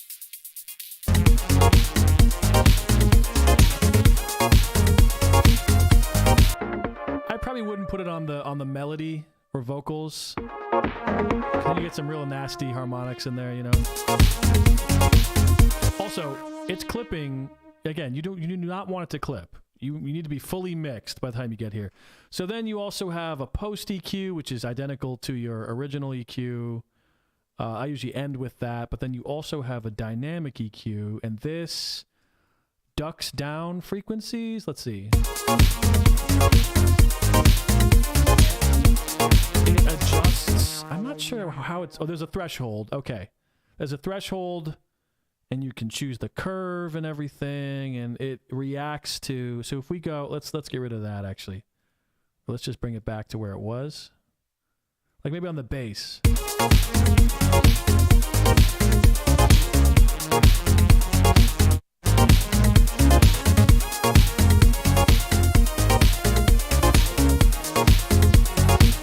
Also, with Ozone, the changes you make in the EQ, you don't want them to be too drastic because you've already done the mixing in your DAW, right?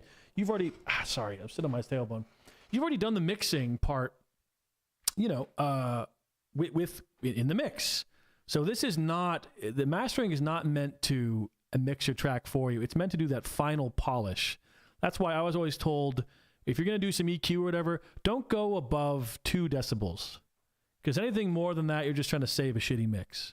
That's what I was here. I don't use this dynamic EQ too much, but it's there. And then finally you have the maximizer, which... I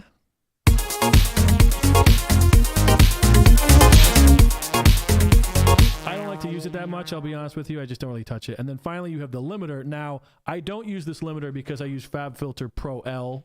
A lot of people like that one. It's transparent, it's clean, it does the job. I don't know. This is interesting. I've never really used it, to be honest. You have a vintage character type of thing. You got different models. You got modern. I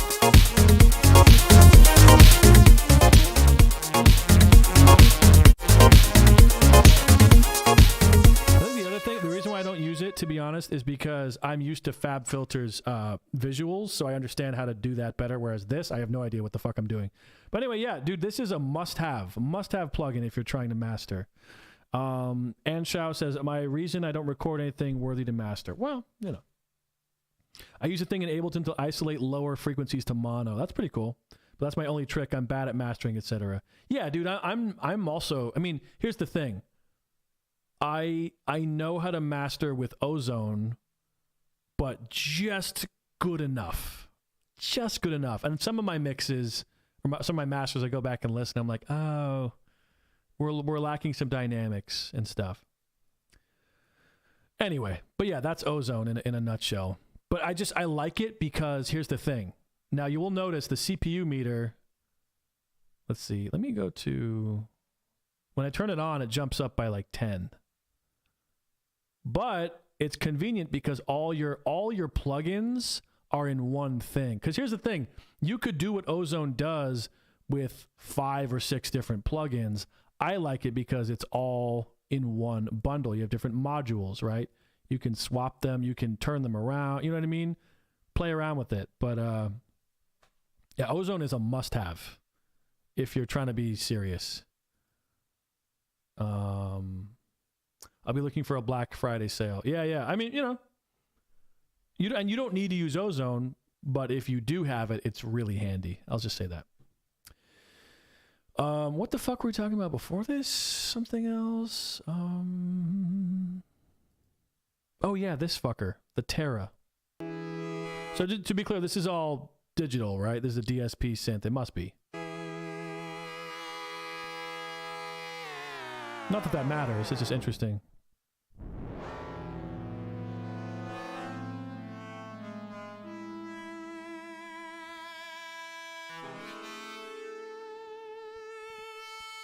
Does it send a MIDI CC, this thing?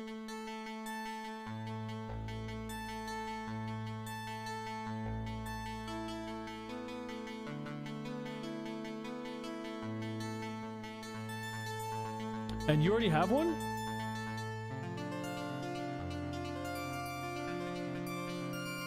I wonder how much it costs. Probably like 2,000. No, Jesus Christ, probably like 3,500. Interesting. So this is the octaves there. Interesting.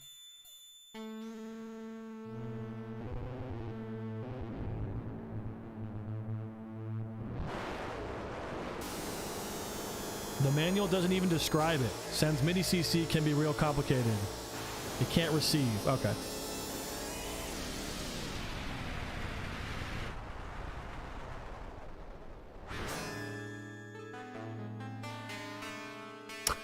The instrument you probably can only play and listen to with enough dope. Yeah. I just read the manual for fun. Interesting.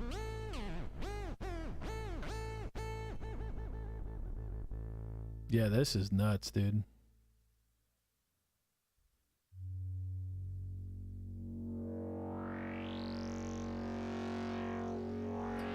Is he pushing? Is this like, how sensitive are those little buttons? Is he opening the filter by touching this? Or is the patch just happen to like, fuck.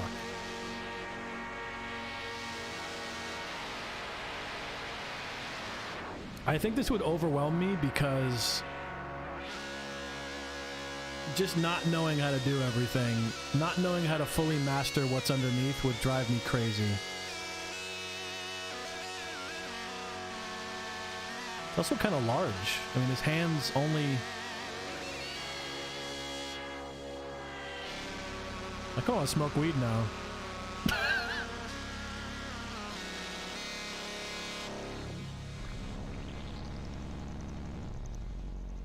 Ah, this thing's jammed. Gotta hit it a million times.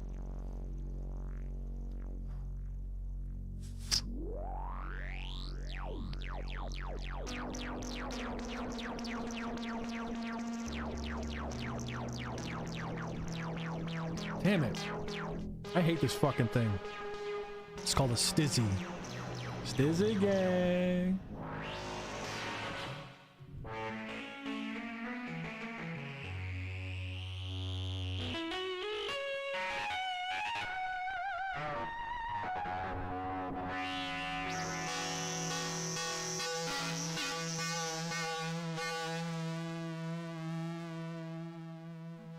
Nothing. Jesus, it's fucked up.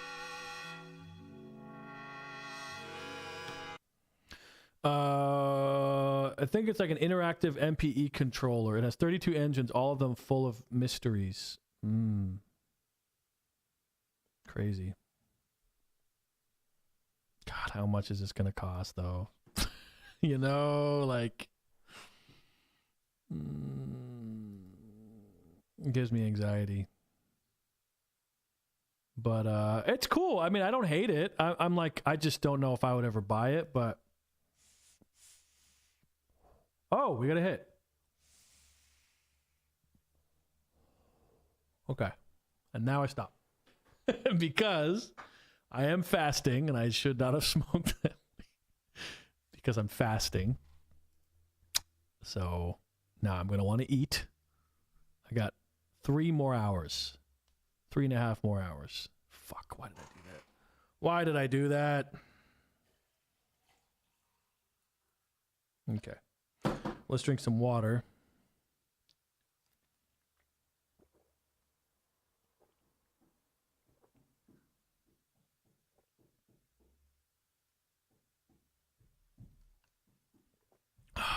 Okay.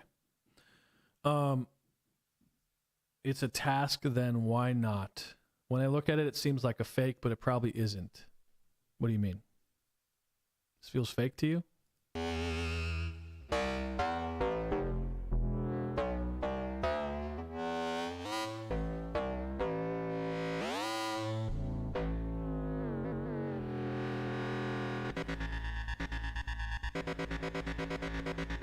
Whoa, there's an arpeggiator.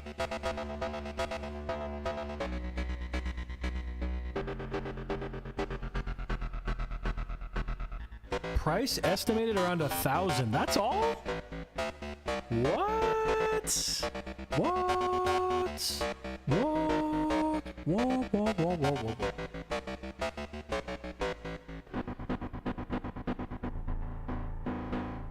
I just want him to play some Arabic music with this.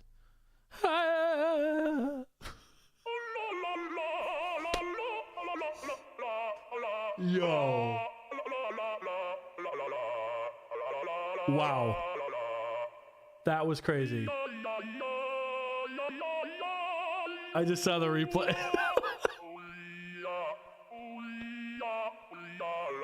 They literally did what I was... It literally did what I was imitating. Torben says, you know, it looks like he's hitting some same buttons with different tones and stuff. I can't follow. I have no idea what he's doing. Yeah. No idea. There's formant control there.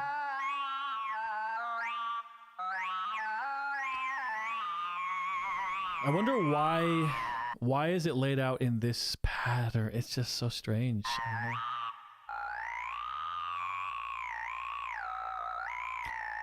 know. Or like the fact that these knobs are in a upside down smile, from a practical standpoint, no, you wouldn't want that, because then some of them are further, you know, than the others. Like, I wonder how much they actually thought about this when they designed it. Like, you want them all to be pretty much the same distance, so it doesn't feel like a chore to reach for some. That makes sense.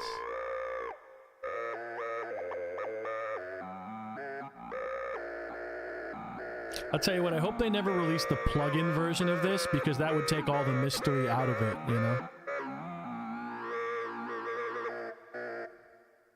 I bet Gandalf plays this when he visits Arwen and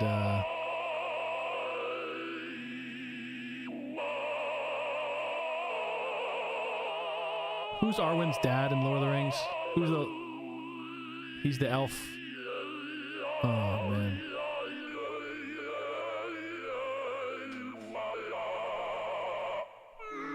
Elrond.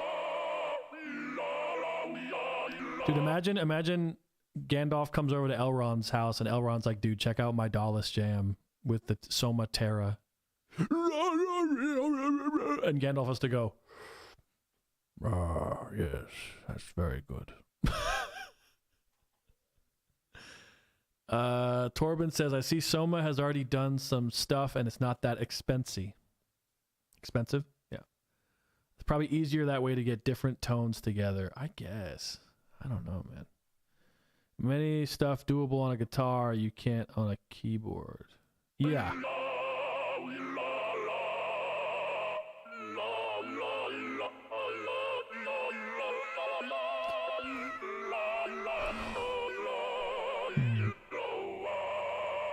This is horrific. You know what I want to see? I want him to play along with something.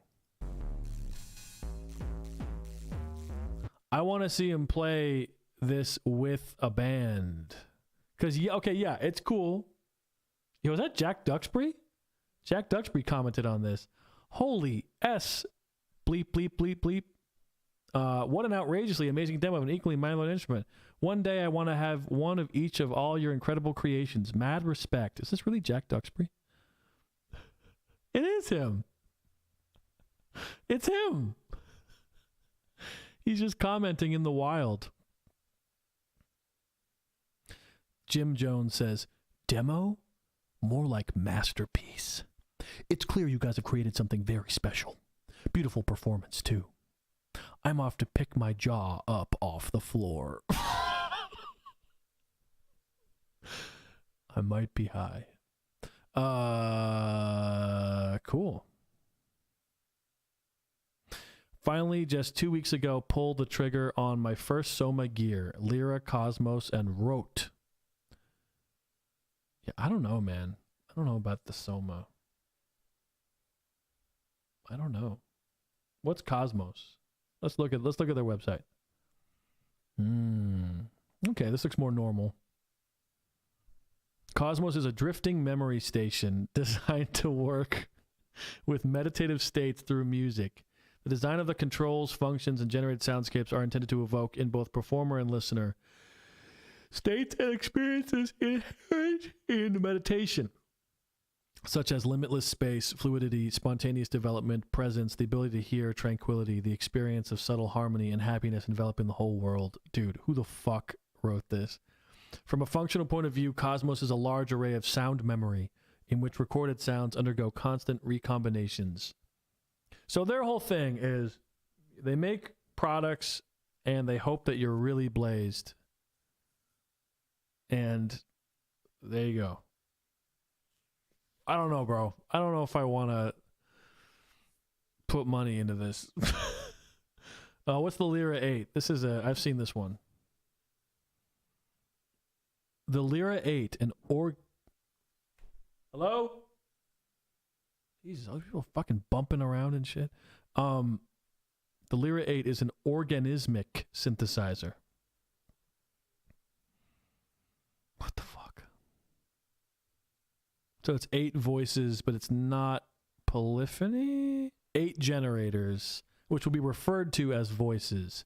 The design is not like a traditional subtractive synthesis, VCO. Instead of having linear or dependency on voltage control, they resemble the tone generators in old electric organs, hence the term voices instead of VCOs.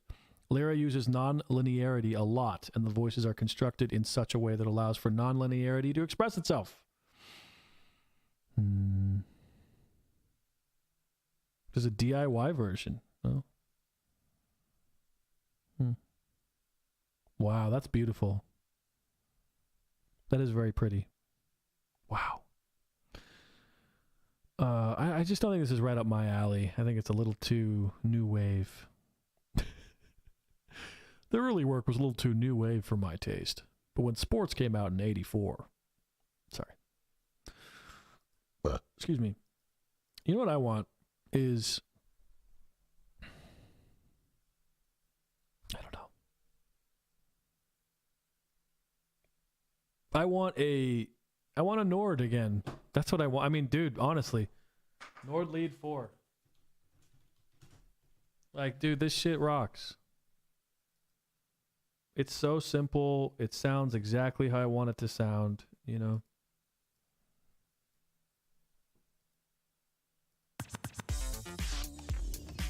And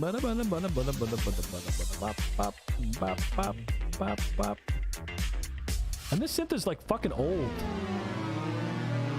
I mean, now it's actually kind of dated. It's like 2013 or something.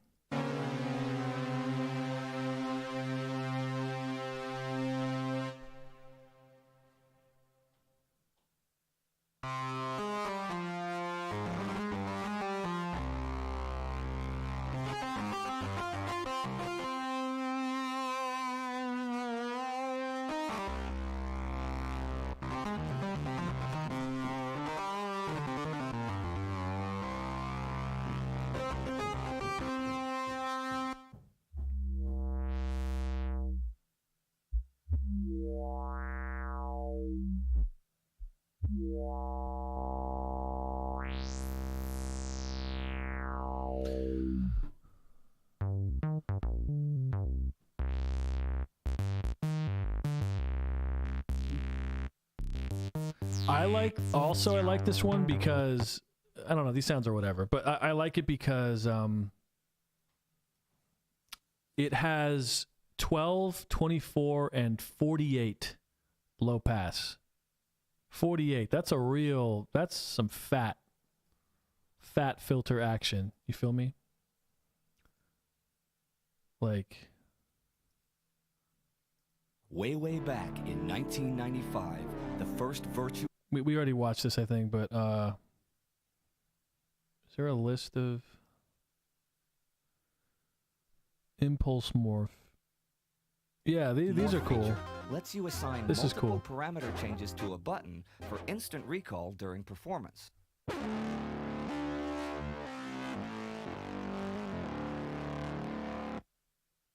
Let's assign the LFO to the filter.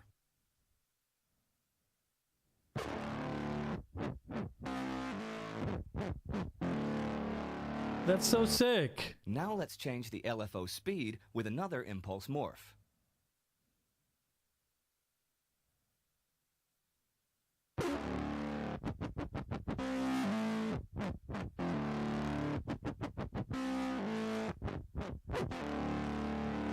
That is so sick. Now let's copy that one and add some bit crush to the top.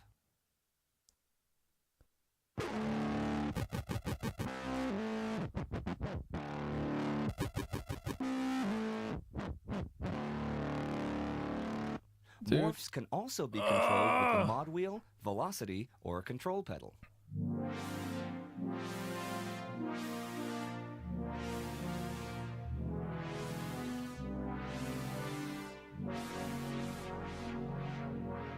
He's using a pedal to do that. I don't know, I mean, we get it. I like, because I already like the 2X a lot, and this is like the same thing, but just, dude, are you really gonna be hammering right now? Come on, the same thing, but just more features, and more oscillator types and stuff. When I get grown up, I want to have a Nord Stage 3, but boy, are they expensive, even used. Oh, yeah. Those are super pricey. Super expensive, yeah. I'll also say that, like, I don't know. The Nord Stage series I never cared about because I'm not a... Nord Lead was always my thing. Nord Stage is like, I guess. I'm not saying they're bad, it's just they're not for me because...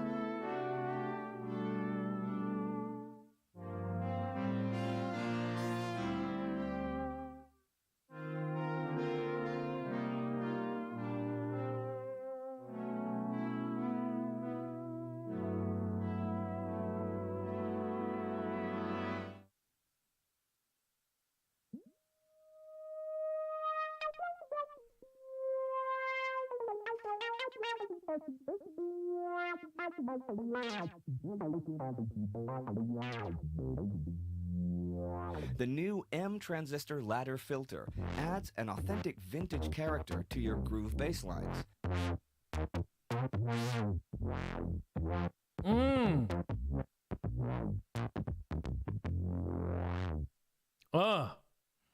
What up, Jay Plays?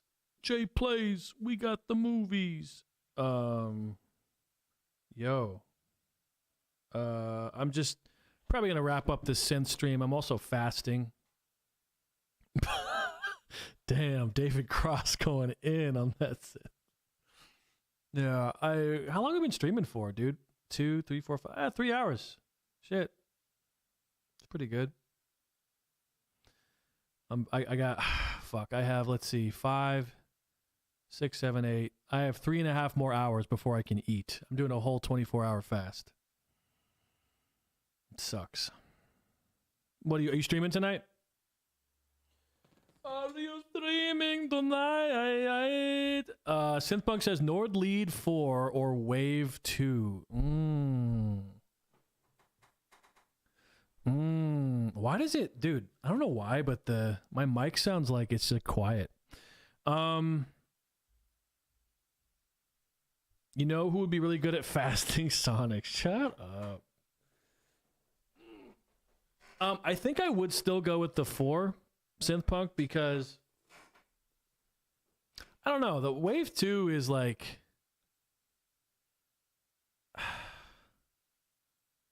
I don't know. I don't know. Wave 2 is like, well, okay. First of all, it's still very new, so it's very fucking expensive. 2, I don't know if the filters on that are going to sound like the Lead series. They're kind of its own thing. 3, it kind of has a weird oscillator thing. Like, okay. Nord Wave. Stop. 2. Like, there's a weird, like, I don't know. Nord Wave 2. You go in and you have these little like controls where you can, if you keep scrolling, you can add a second oscillator. It's, I don't know. There's a lot of shit with, if you look at the layout,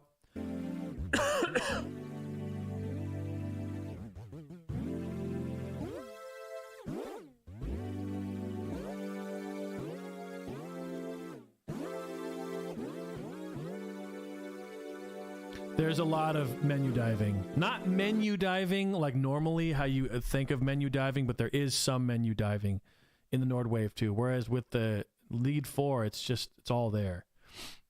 Why do you prefer the 4 to the A1? Good question. Torben says, I never know whether to get the 4 or the A1. The A1 seems newer. Here's the problem with the A1, and I've said this before. A1 does not have a normal ADSR. They decided to make everything compact. So they got rid of the ADSR and instead they have this fucking ADS or ADR, which drives me crazy. Where is it? Attack, decay, release.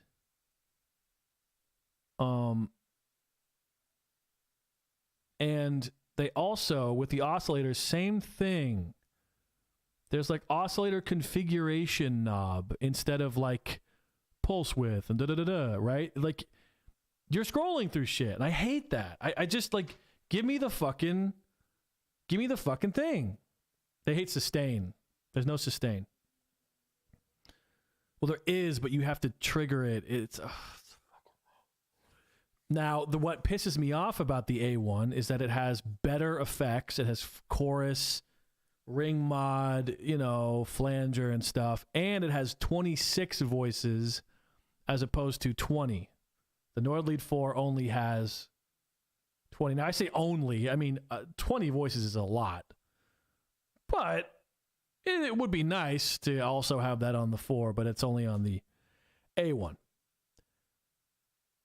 Then it's like the mini Moog, fine with me. I guess. I don't like that. And here's the thing. The oscillator configuration shit drives me crazy because what you're doing is you have to memorize what each thing does as opposed to, look at the 2X.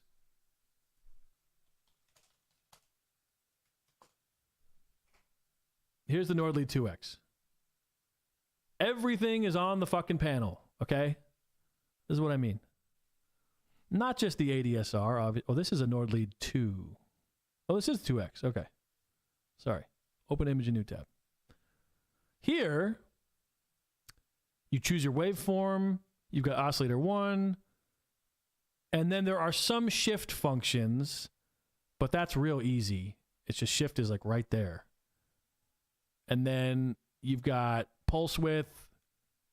I don't know. It's just, there's more shit here to just hands-on do. I don't like having to scroll through a thing, So the 4 is the way to go. Well, yes and no, because the 4 has a much worse effects section. So but you don't care about effects, so you're fine with that. That's about it. That's like the main drawback. And then it has less polyphony, but still 20 is fucking fine. I've never run out of voices on the 2X. The 2X also has 20. People tend to like what I've heard. They like the, sorry. Yes, please. They like the A1 because it sounds more analog modeling or whatever. But they can both do that shit. So that's not. That's not a thing. That's marketing. Hide. Remove tag. Yes. Someone tagged me in some pictures, and while I like the pictures, I don't want them on my profile. What the hell? Did you know there's a Postal 4? But it's only like a demo, right? Or something? Or right? Isn't that right?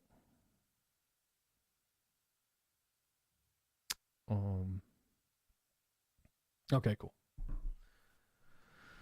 Oh, it just came out this year? Damn. You got rid of your virus. The virus had too much aliasing on pads. Oh shit. Postal 4. Well, this is a synth stream. I'll check that out later. But I'll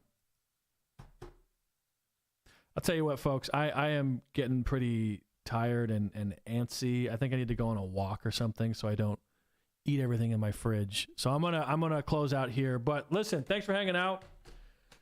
A lot of fun. Torben, Synth Punk, Rich Kielbasa, everyone who was here, Jay for the last 2 minutes, and I'll try to do more of these. I can't promise because I mostly stream on Twitch these days, but we'll see what happens. I'll you know.